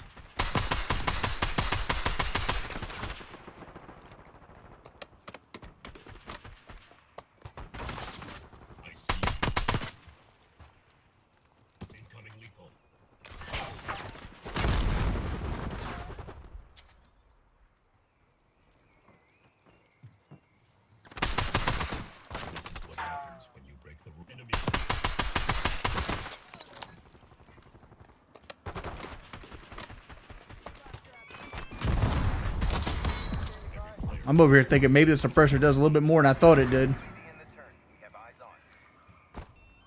Incoming unit of our forces. Forces.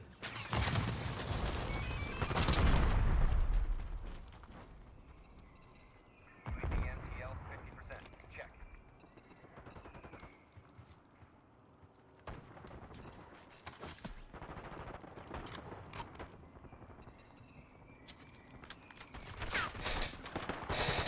Flying on fumes. UAV returning to base.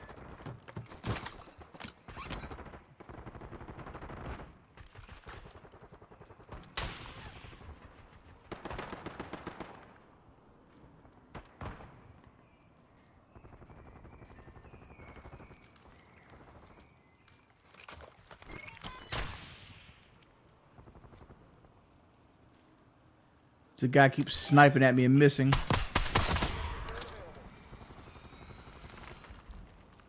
Watch Doctor incoming on your location.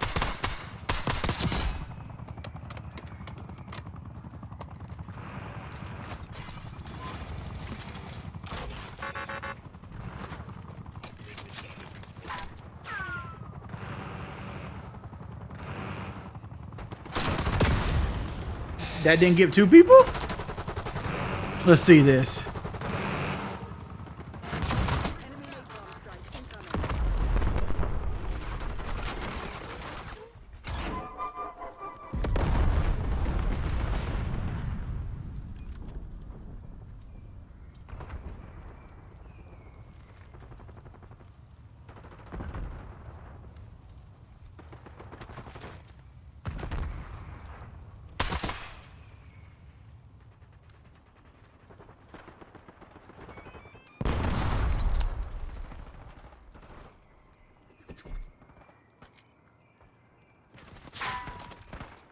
Come on. I think you're a VIP. Hostile.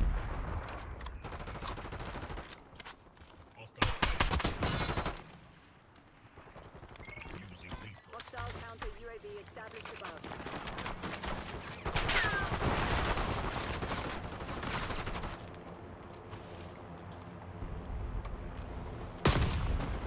Dude, sniping is so fucking easy. Like, let's see this shit.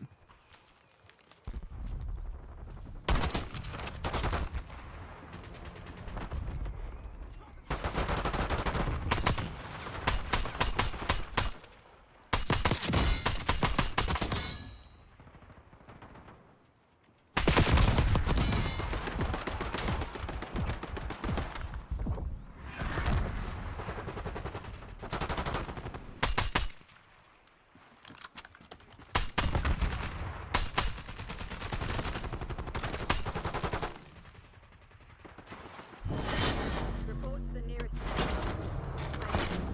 Give up.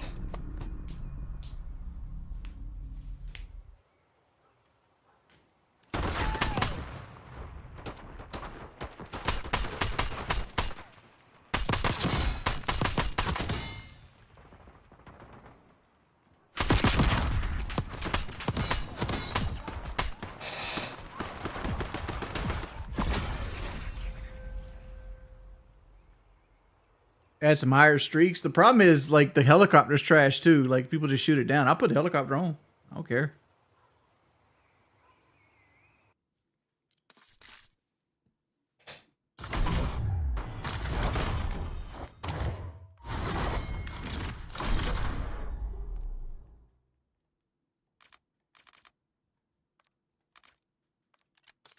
Get the Grim Reaper off.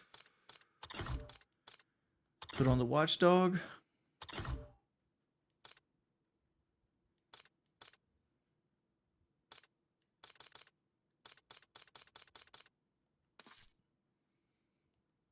I should put on the Harp. Like, the Harp is something I could probably get every now and then and just end the enemy team's life every time it happens. Yeah, rank. I'm level 39.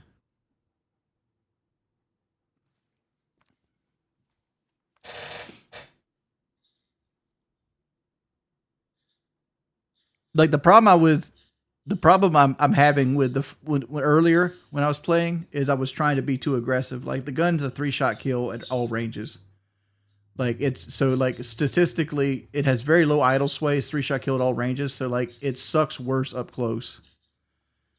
So like when people close the gap on me when I'm using this weapon, I can't defend myself with like hip fire or like fully auto fire like I can the kilo. Like I have to keep people at like medium to long range. If I do that, it's a headshot machine because like. If we look, like, I bet you money, like, yeah, like I'm almost 40 headshots into this thing already.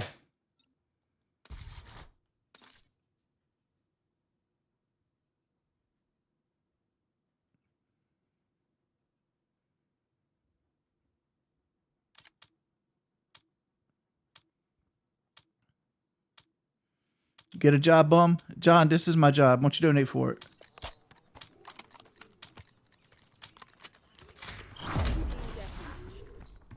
CIA, you're cleared hot. Work your fragments. Like, it's a couple things I would recommend with this gun. It's got heavy flinch, so you want to use the anti-flinch barrel on it.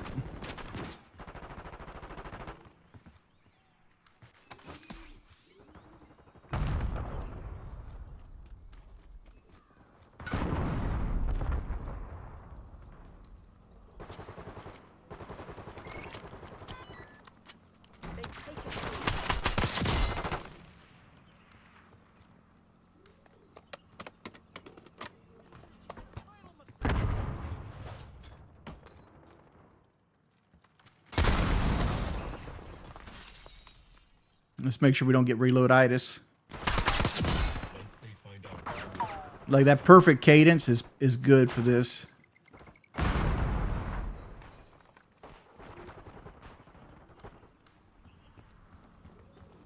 Oh, you actually can go into here? Okay.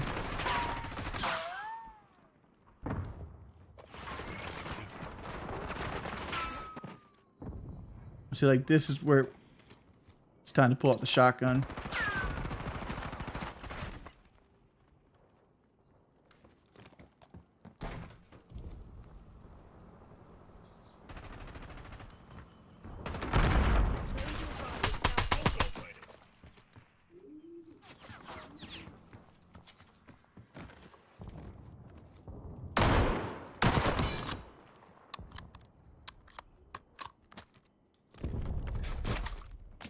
Falling behind, Crimson.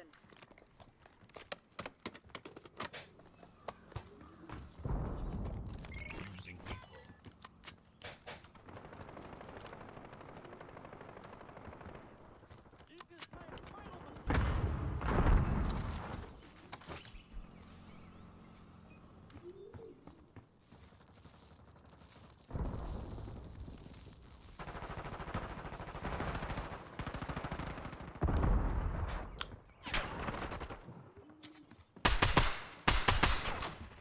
The team's playing very standoffish.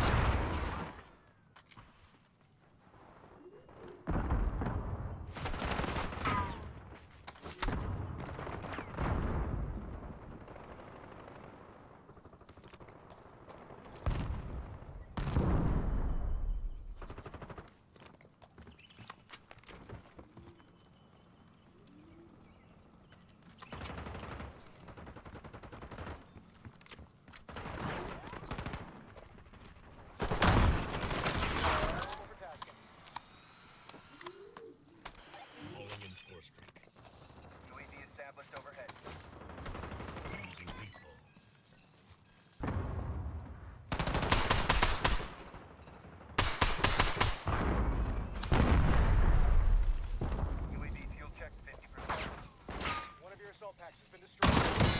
Will you win the game?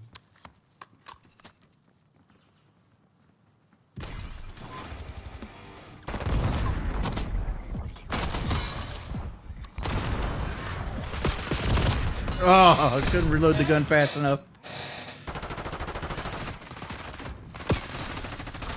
Operator establishing score streak. Crimson Actual to Rogue Spy, we know you're here. We're coming for you. I'm sure you won't be disappointed.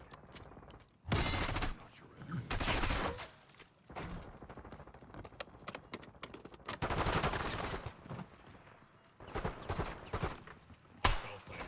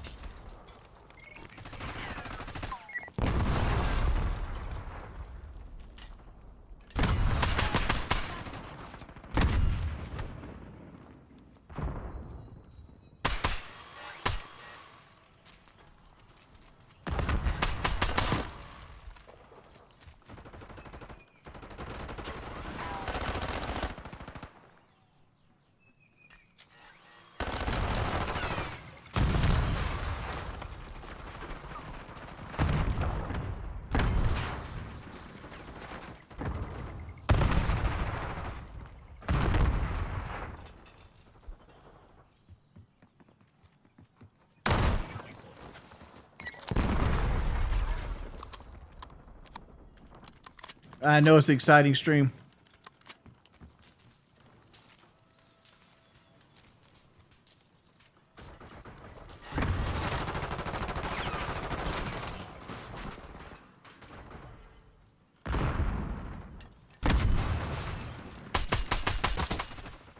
One chance to fight fair and win.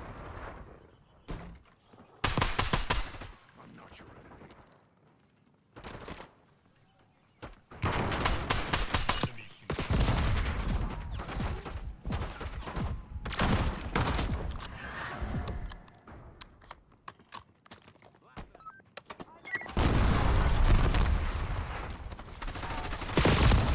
Blueberry, how you let that happen? Throwing tactical.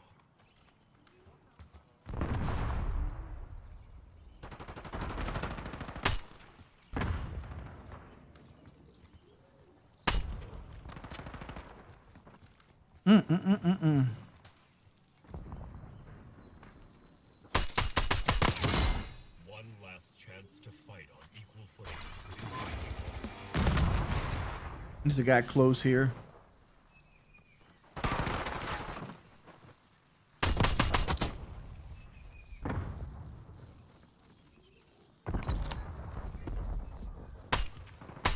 Foul play.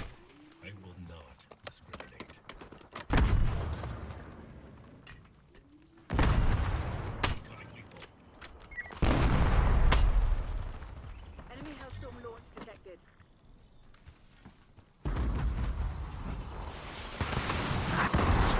Yeah, I knew that was going to get me.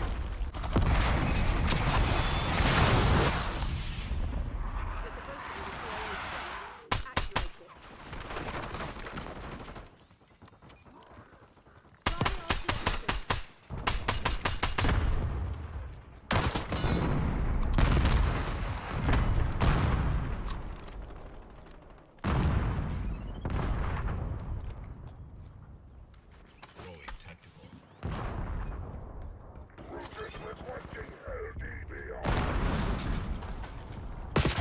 Oh, I fucked up.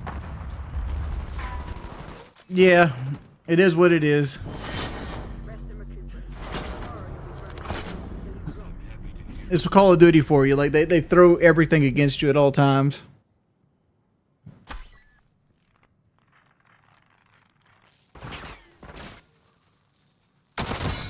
Everyone is equal in these games.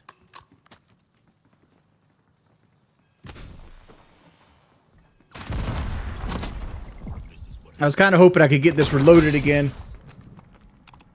This guy. Shit.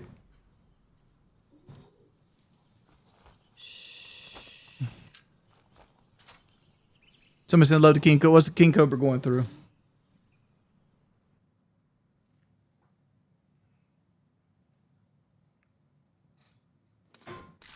But you want to get a little close-up action?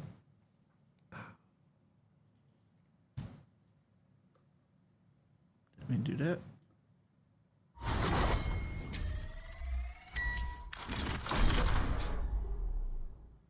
You're saying I'm unironically using a DMR like this? Like, how would you use this weapon? Like, I'm just trying to make use of it. Like, I actually prefer automatics. But, like, part of me is like, I never want to lose that World at War reflex where, like, the Gewehr or, like, the M1A1 was, like, the Bay weapon.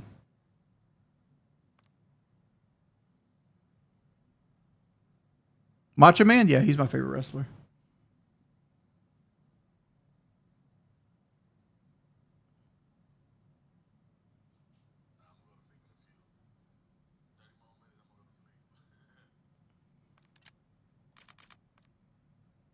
See where my barracks is at. By the way, if you want to ask me something, just ask it to me. Like I'm just chilling this morning. Absolutely chilling. Trying to get the 3-round burst for the XM4. Play around with that some.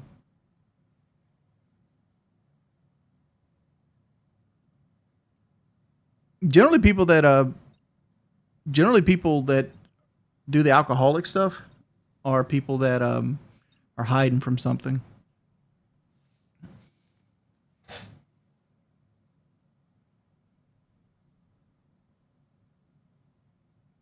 Dude, you never seen people how much people can drink.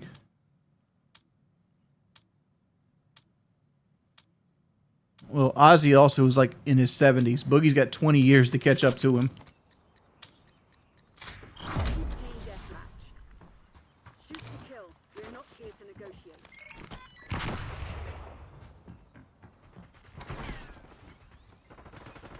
We're winning. Keep it that way.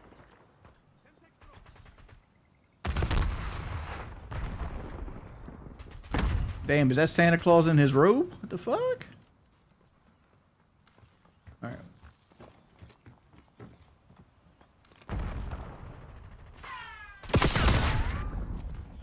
Did he see me? Enemy UAV inbound. Okay.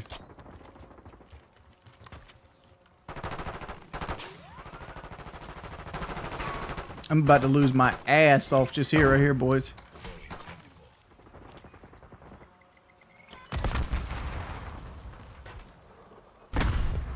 The entire ass is about to be lost.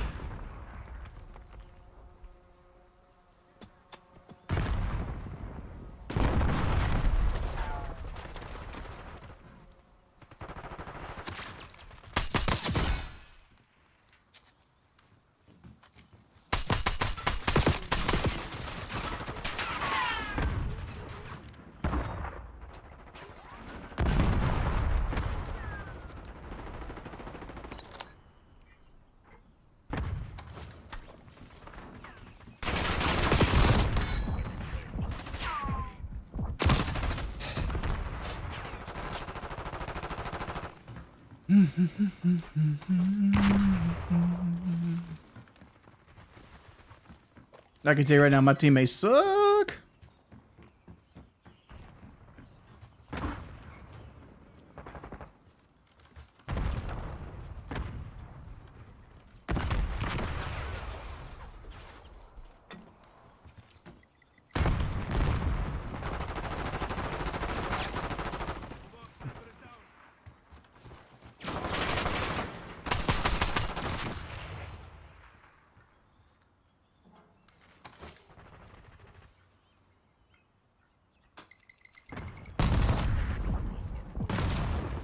Why do you have 2 grenades to throw over there? It's 2 different people throwing grenades too.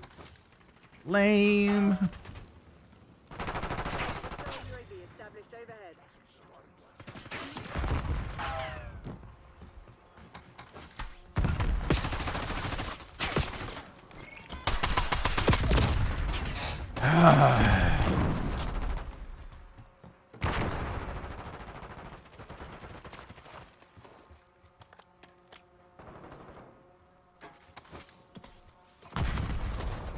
It's like right now, like the UAV's constantly up, and there's nothing you can do about it. My teammate's not good enough to do anything.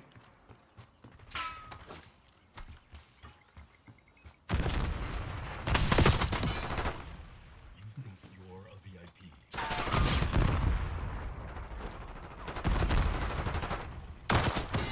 Give up.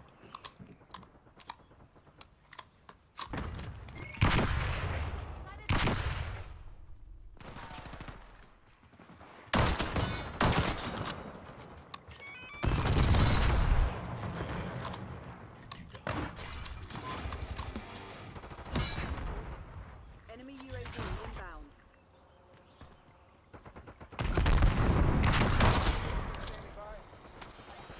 Calling in score streak. UAV commencing surveillance operation.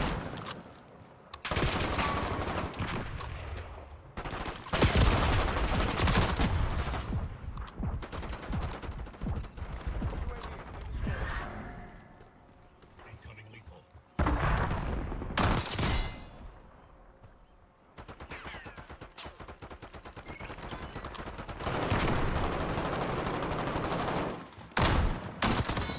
Will you win the game?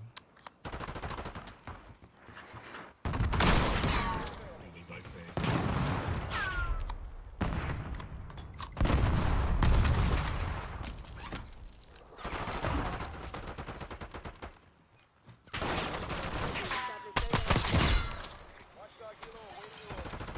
Operator establishing score streak.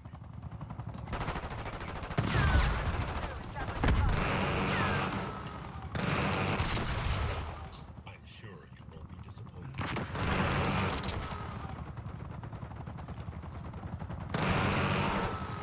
Throwing tactical. Reckless fire.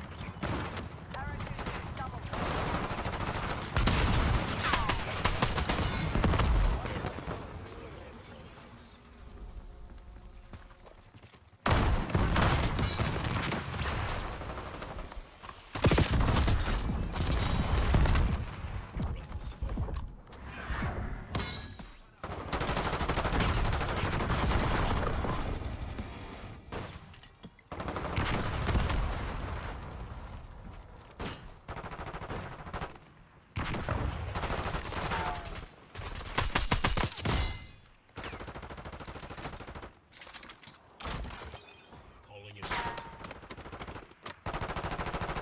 Sniper grenade defused.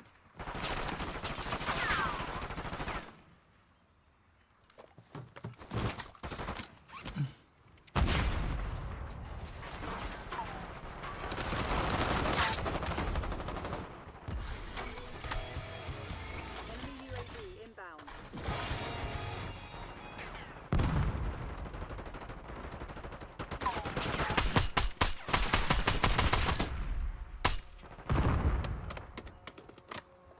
Incoming lethal.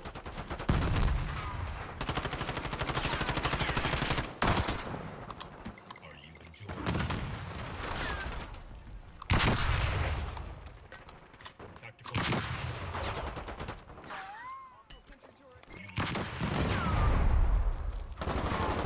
Enemy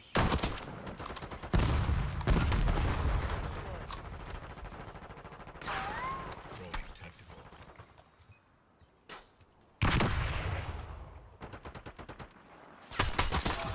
That is of no concern to me.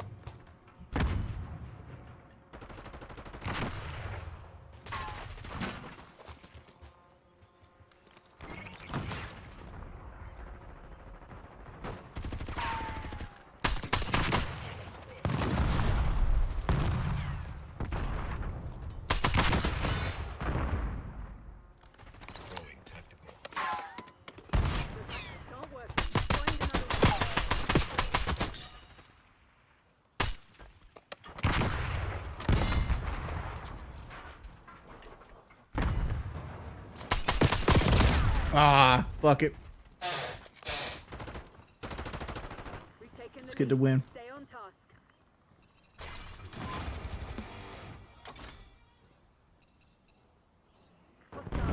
Oh, we didn't even get the win. They were better than you. Yeah, I didn't have enough kills left to get the nuke.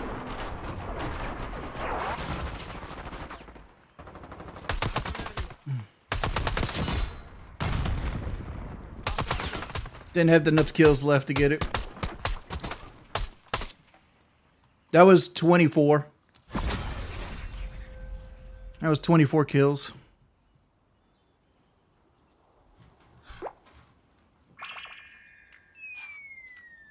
No, I still had 6 kills to get.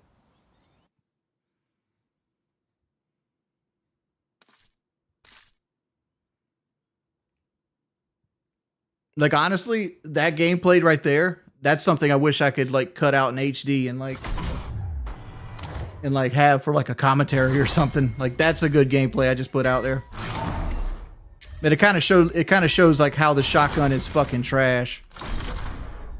Like, 14 of my kills were fucking with the Olympia.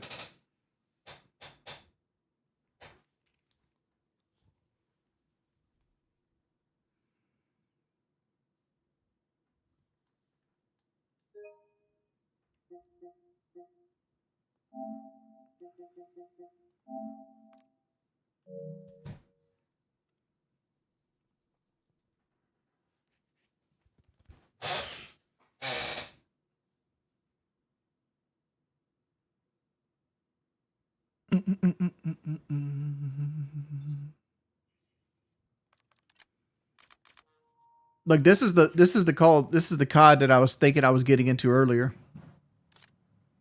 Like, just a nice smooth experience, winning my gunfights, and I just fucking ate the crow just earlier. Put that game on VHS.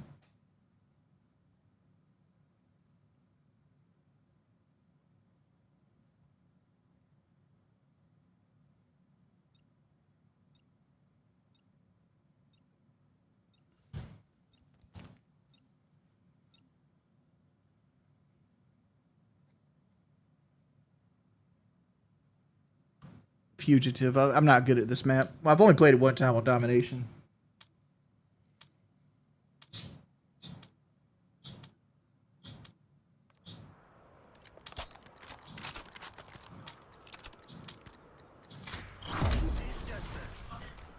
Playtime's over.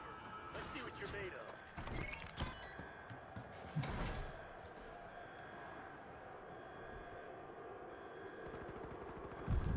Lead time.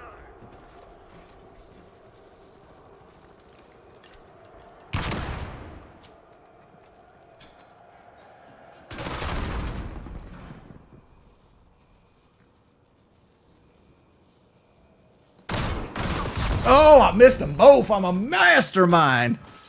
See, that makes it into the fucking troll videos. That shit right there. Like, nobody's ever done that before in the history of Call of Duty.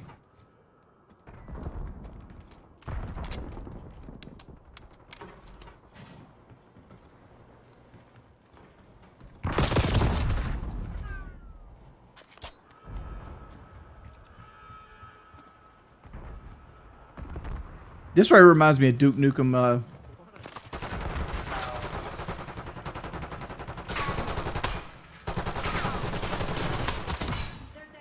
There's like a death row on Duke Nukem 3D.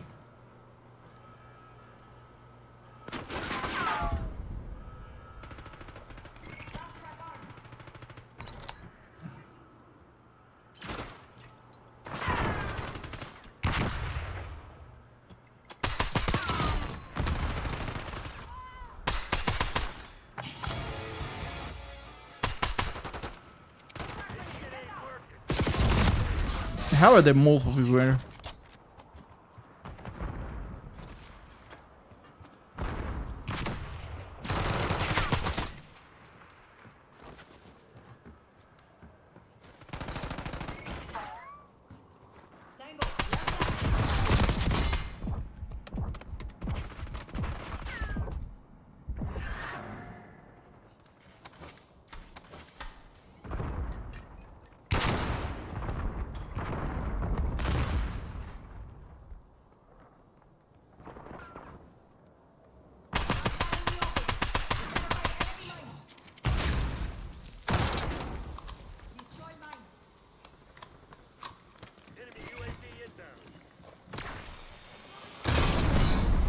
This motherfucker jumped down on my fucking blast trap. Let's go.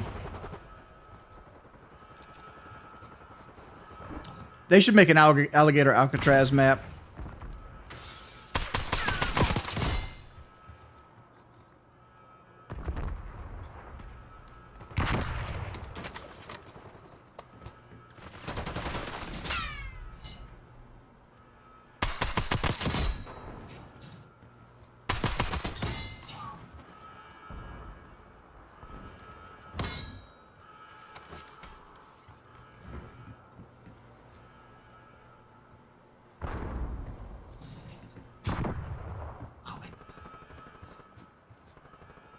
PID on target.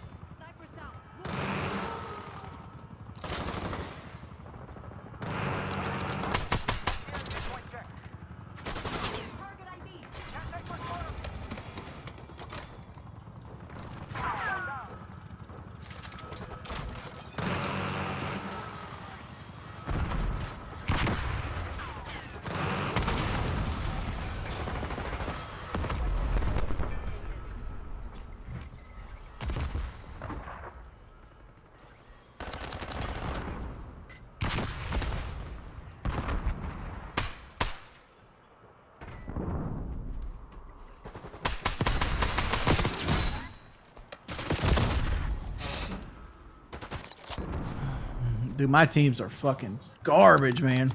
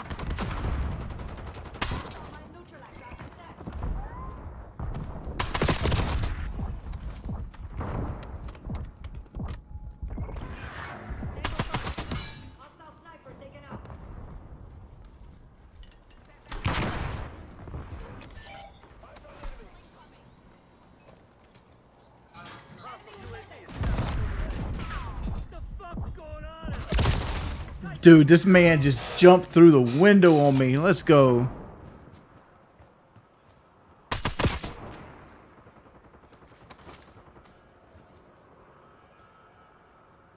Got him over. Enemy down.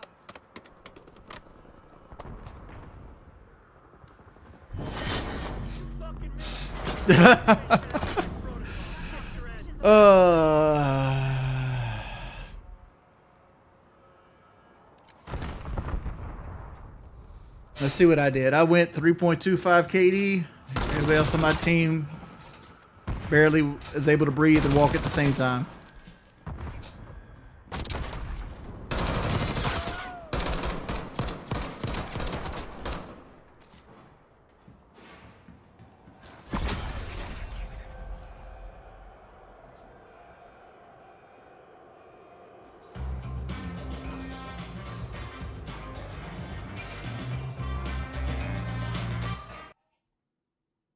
I took my SSRIs again. Like I took one after last stream. Like it ain't took effect yet. Like it usually takes about 2 weeks to get back in your system.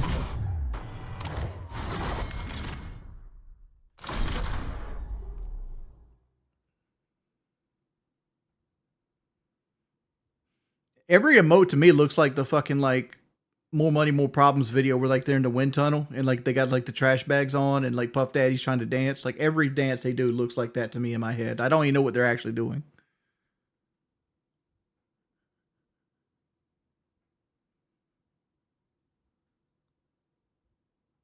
It's not that it get to me. I don't want to be the ragey guy in Call of Duty no more. And like I seen a part of myself I didn't like tonight.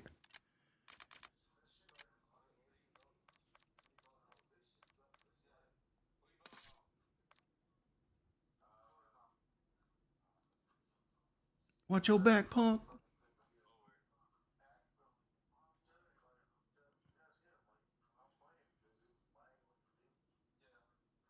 Should day 6 and no weed? Let's go, Nirvana. You gonna give it the cigarettes too?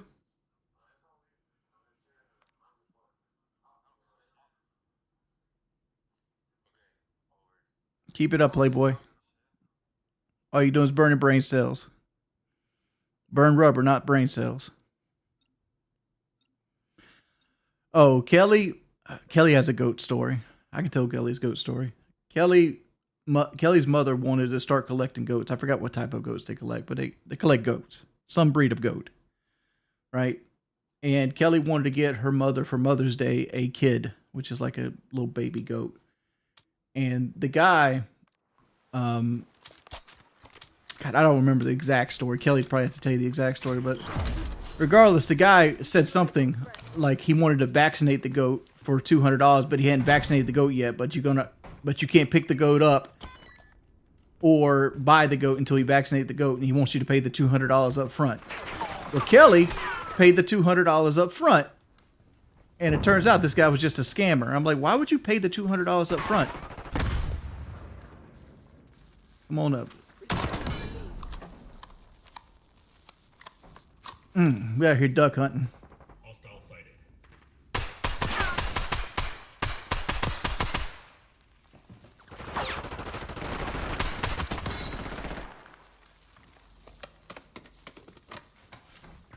Put the shock charge on the roof here. They'll always hit it.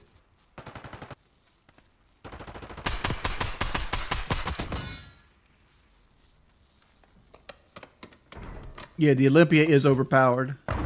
Like I put it on because people were complaining because I was complaining about it. I'm like, son, like this shit ain't even fair. Incoming lethal.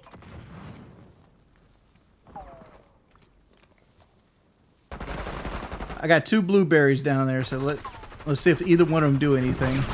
They're both dead, so let's wait till this guy zooms up here. He's gonna get shock charged and he's gonna get shotgunned.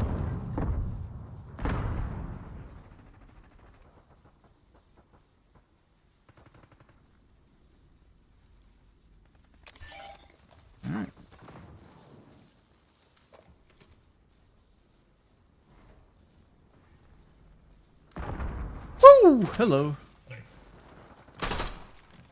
I see you.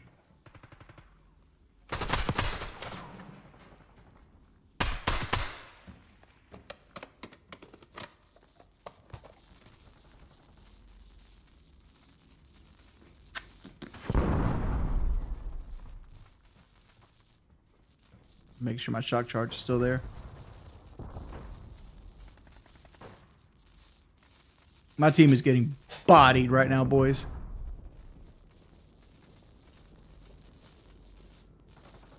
Absolutely bodied.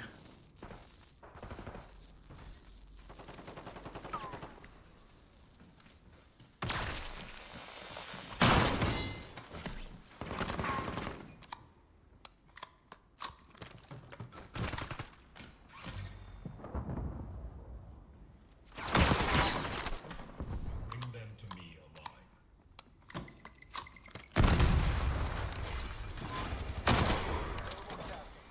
Operator establishing score streak. UAV in the turn.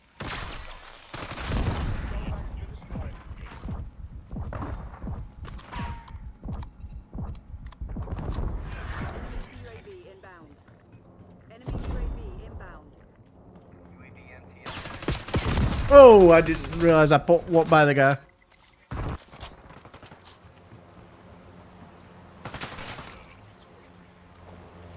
Rolling tactical.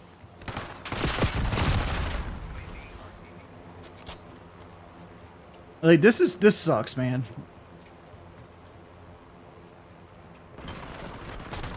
Hostile care package inbound.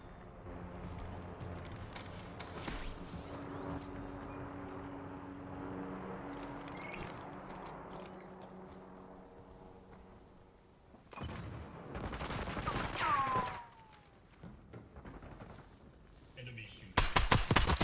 Will you act and seize this last opportunity?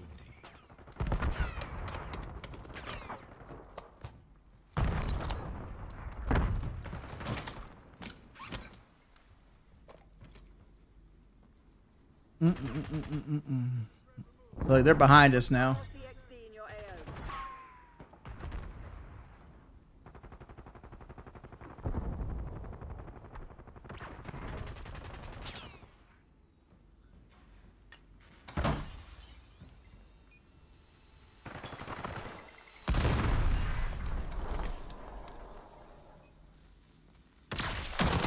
You have broken the principle of equality.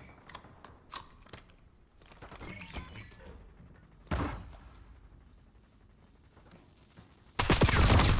Oh, there he comes.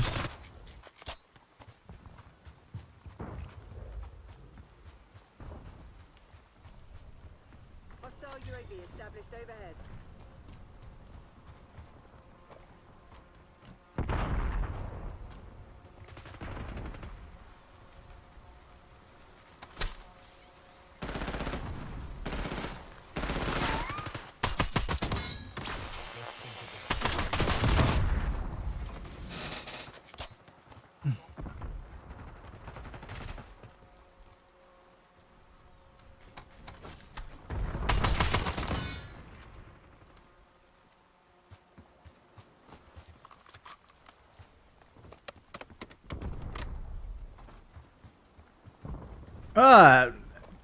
I have certain spots I like to go to, but like a lot of the time you just can't get to your spots. I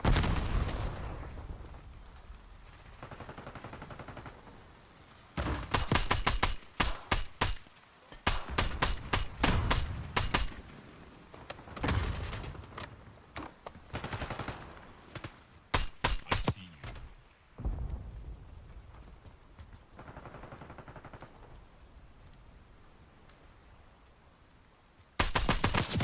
Trust is a luxury you cannot afford in these games.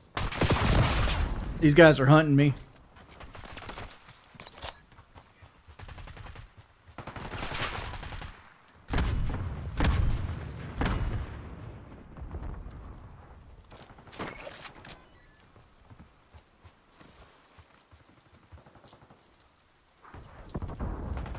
Like generally, like with me, like the key is not to like generally when I'm doing bad, I try to rush back to the same 2 or 3 spots, and that's where I do bad at.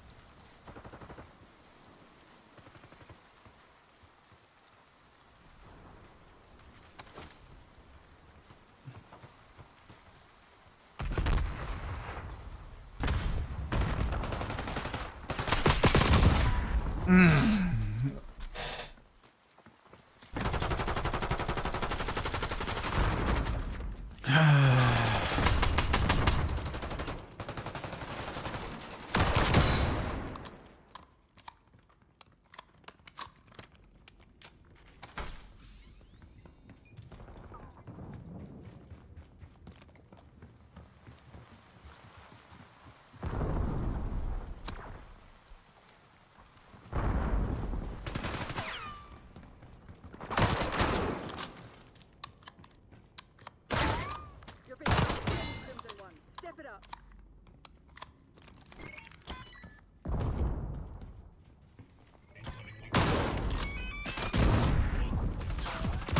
Dude, I thought I reloaded that thing.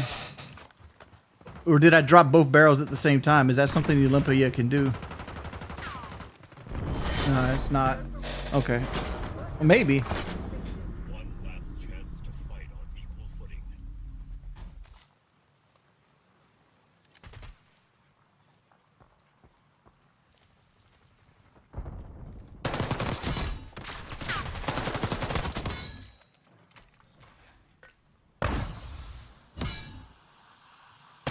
It's like shit like this. It's like these guys we just lost to. If I had 2 players that were competent, just 2 competent players, you give me Jakers and like, I don't know, fucking Revival, we win this game.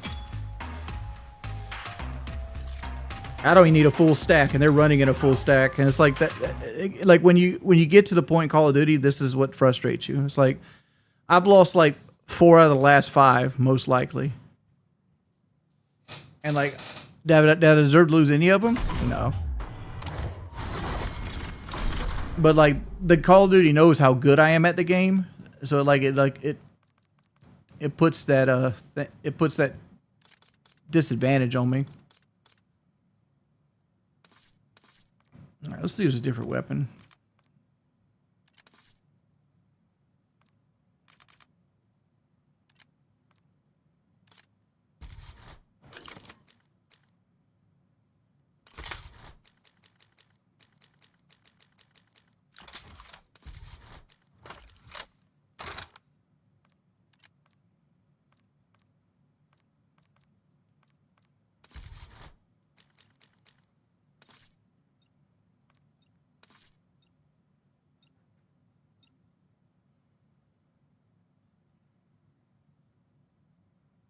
Yeah, I wouldn't say I'm one of the best, but I'm better than a lot of these dudes are.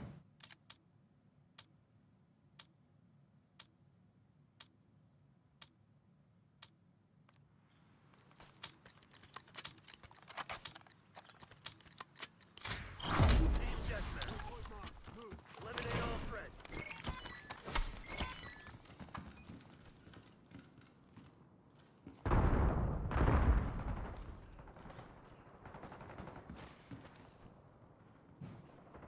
See, you don't ever want to play like Duck's playing because you can never actually get away from somebody if somebody shoots you where Duck's playing.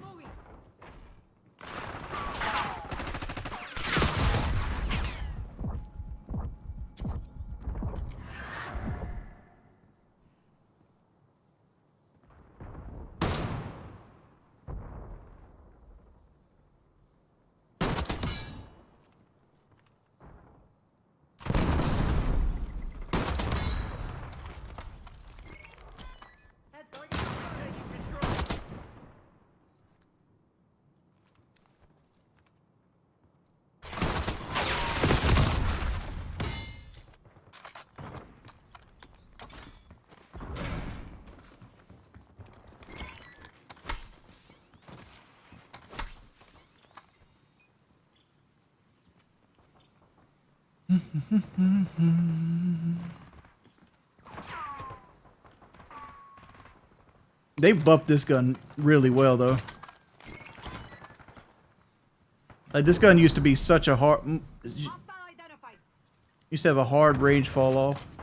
Sniper in my AO.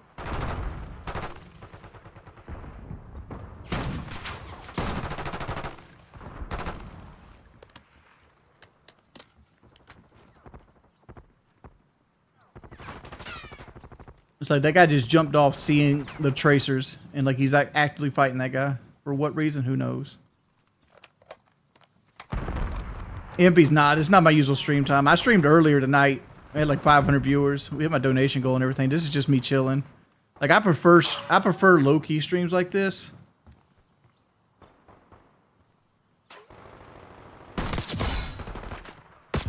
What? Oh, wow. Okay.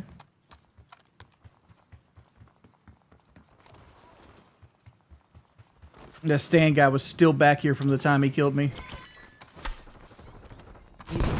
Eat a dick, Stan. Enemy UAV inbound.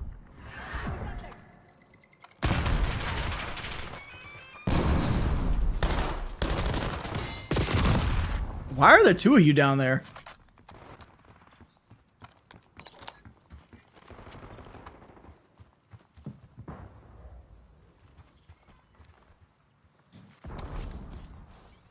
Let's mess that up. Oh!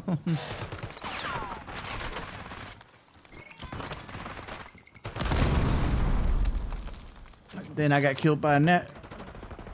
That's what sucks. Like I now I'm 1 for 1.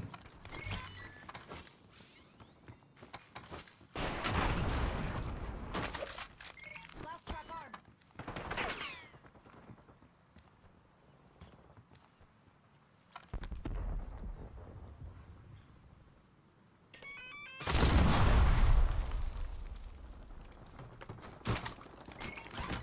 Hostile UAV established overhead.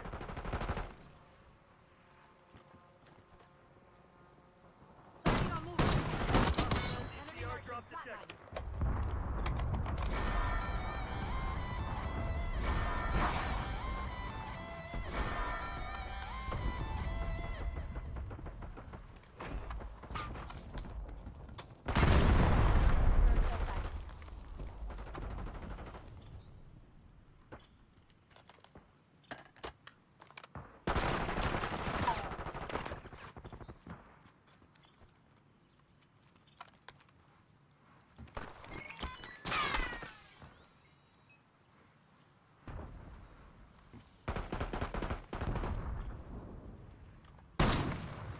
detected. That's a rock.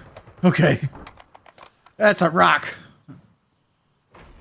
Like I'm worried about people spawning in the back left of me. I'm kind of want them to front. I want them to hit me head on. Like I want the dumbasses to want to challenge me, preferably without the sniper rifle in hand.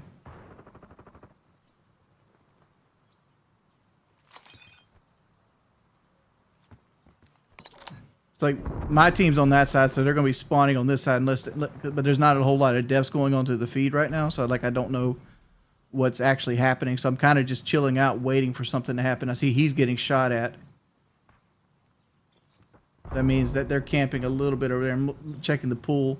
I'll keep worrying about that though. There's a guy right in front of me now. 12 o'clock. Kill. My dope's on today. See, like I killed both of those. Those are both high ego players. So they're going to try to get to me.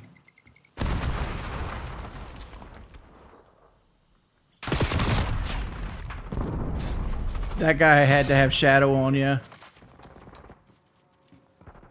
So we know there's a guy with shadow on in the game, so... Sniper, take cover. Tango front. People are always going to try to take, like, the clipping spot. They're...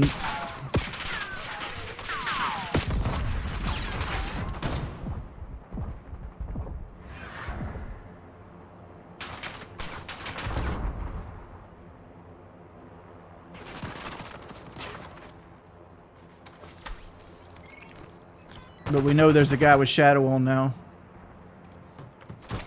So we got to be extra careful.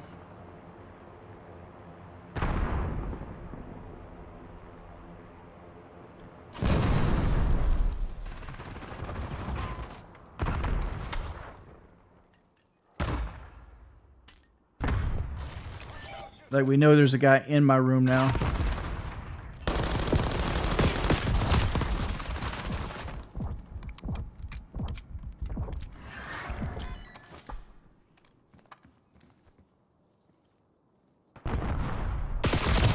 And there's the shadow guy again.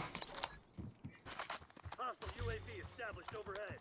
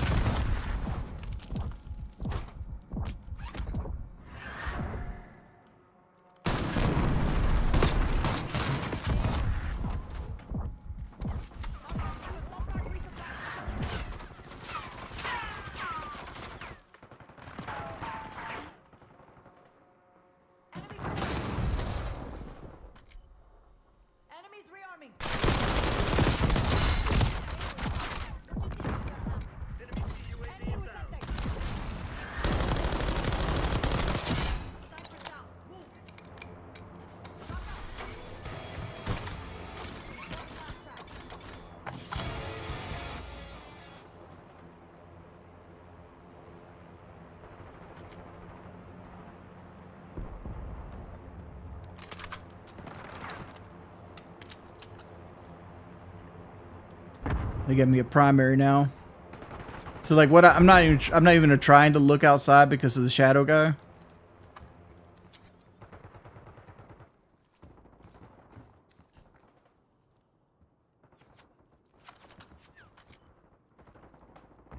Because like the shadow guy went to the well a couple times and got us a couple free kills.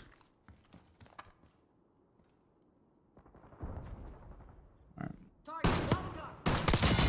Now that's down fucking range.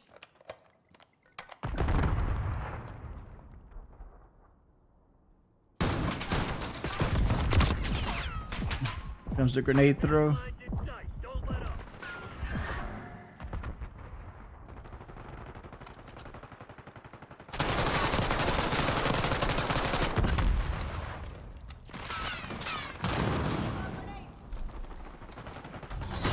Perfect execution. Sounds great, man. Told you there was no stopping us.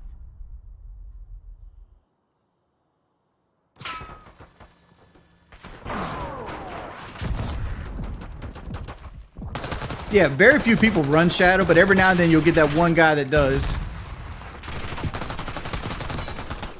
And like once you get him, like the smart play is to start baiting him. And I didn't play smart there that time. Like you want to start baiting the shadow guy. Like once he gets that first kill on you, you can actually use that against him because he's gonna know you're gonna keep going back to the same spot. So like what you could do is you can just start ambushing him. Because like all he's ever going to do is like throw a grenade at you. Right? That's what he's going to do. He's going to throw a grenade and then try to run through your stuff and shoot at you with an SMG. That's all they ever fucking do. Right? They don't have any other like tactics. And I'm saying that's all they ever do because I've got like 16 years experience playing this game. And like I've never seen anybody do more than like throw a flashbang, throw a nade and run at you. Like nobody ever really attempts to like try to outsmart you or like outplay you. Yeah, Shadow's a perk that lets you prevents you from setting off traps. Let's show it here to you. Undetectable to enemy traps and mines.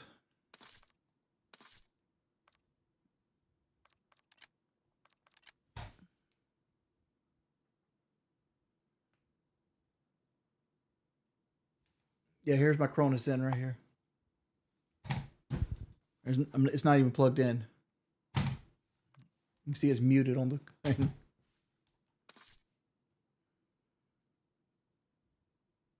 What's my favorite perk in COD history? Scavenger Modern Warfare 2.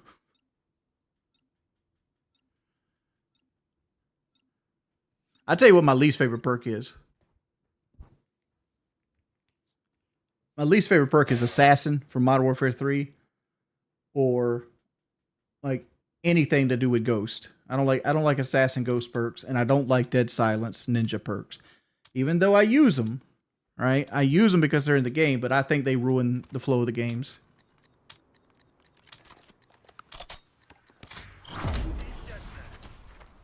Green light. Go, go, go. We got the lead. Now hold it.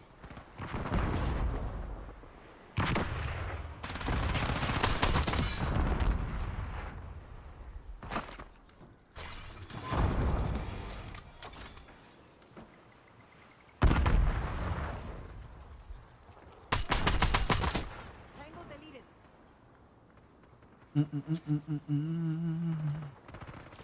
It's like right now, like one of the things I think about is like, do I reload with 19 when this thing normally has 20? So it's basically fully loaded. Like I think about that all the time. Like I'm effectively not using my extended mag if I don't reload. But at the same time, like isn't that the point of having the extended mag? Is so you don't have to reload at 19. You essentially can kill them with the extended mag portion and then move on. That katana guy's gonna come back. He's probably gonna come on this window though.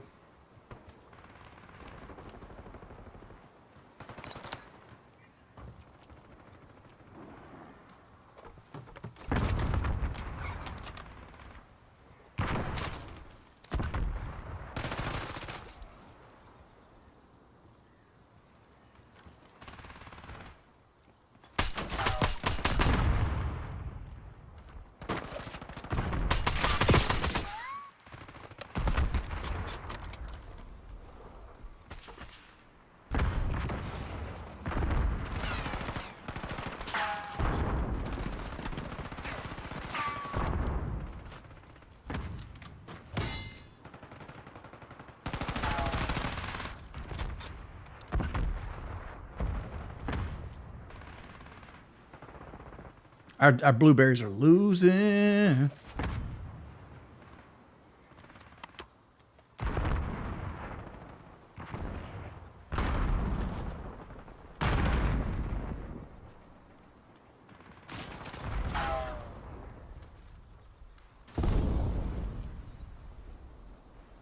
UAV inbound.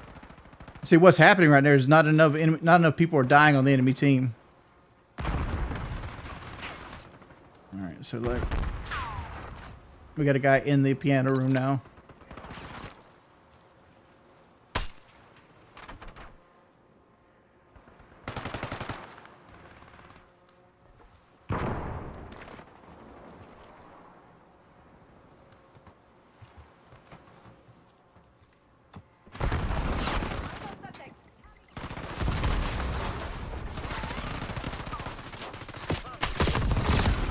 Really? Enemy grenade.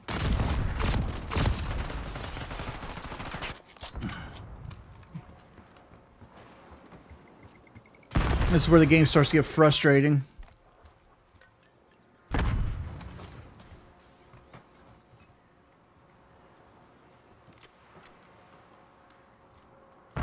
Like, after I die, the game will start throwing, like, a couple easy fucking kills my way.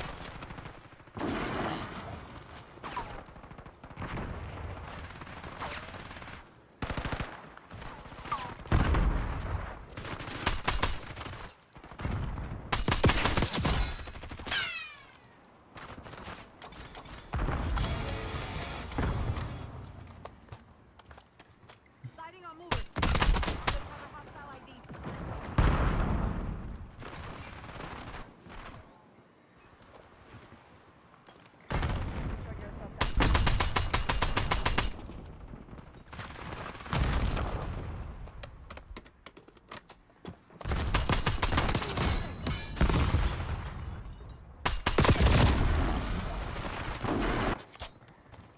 I don't know. That's pretty...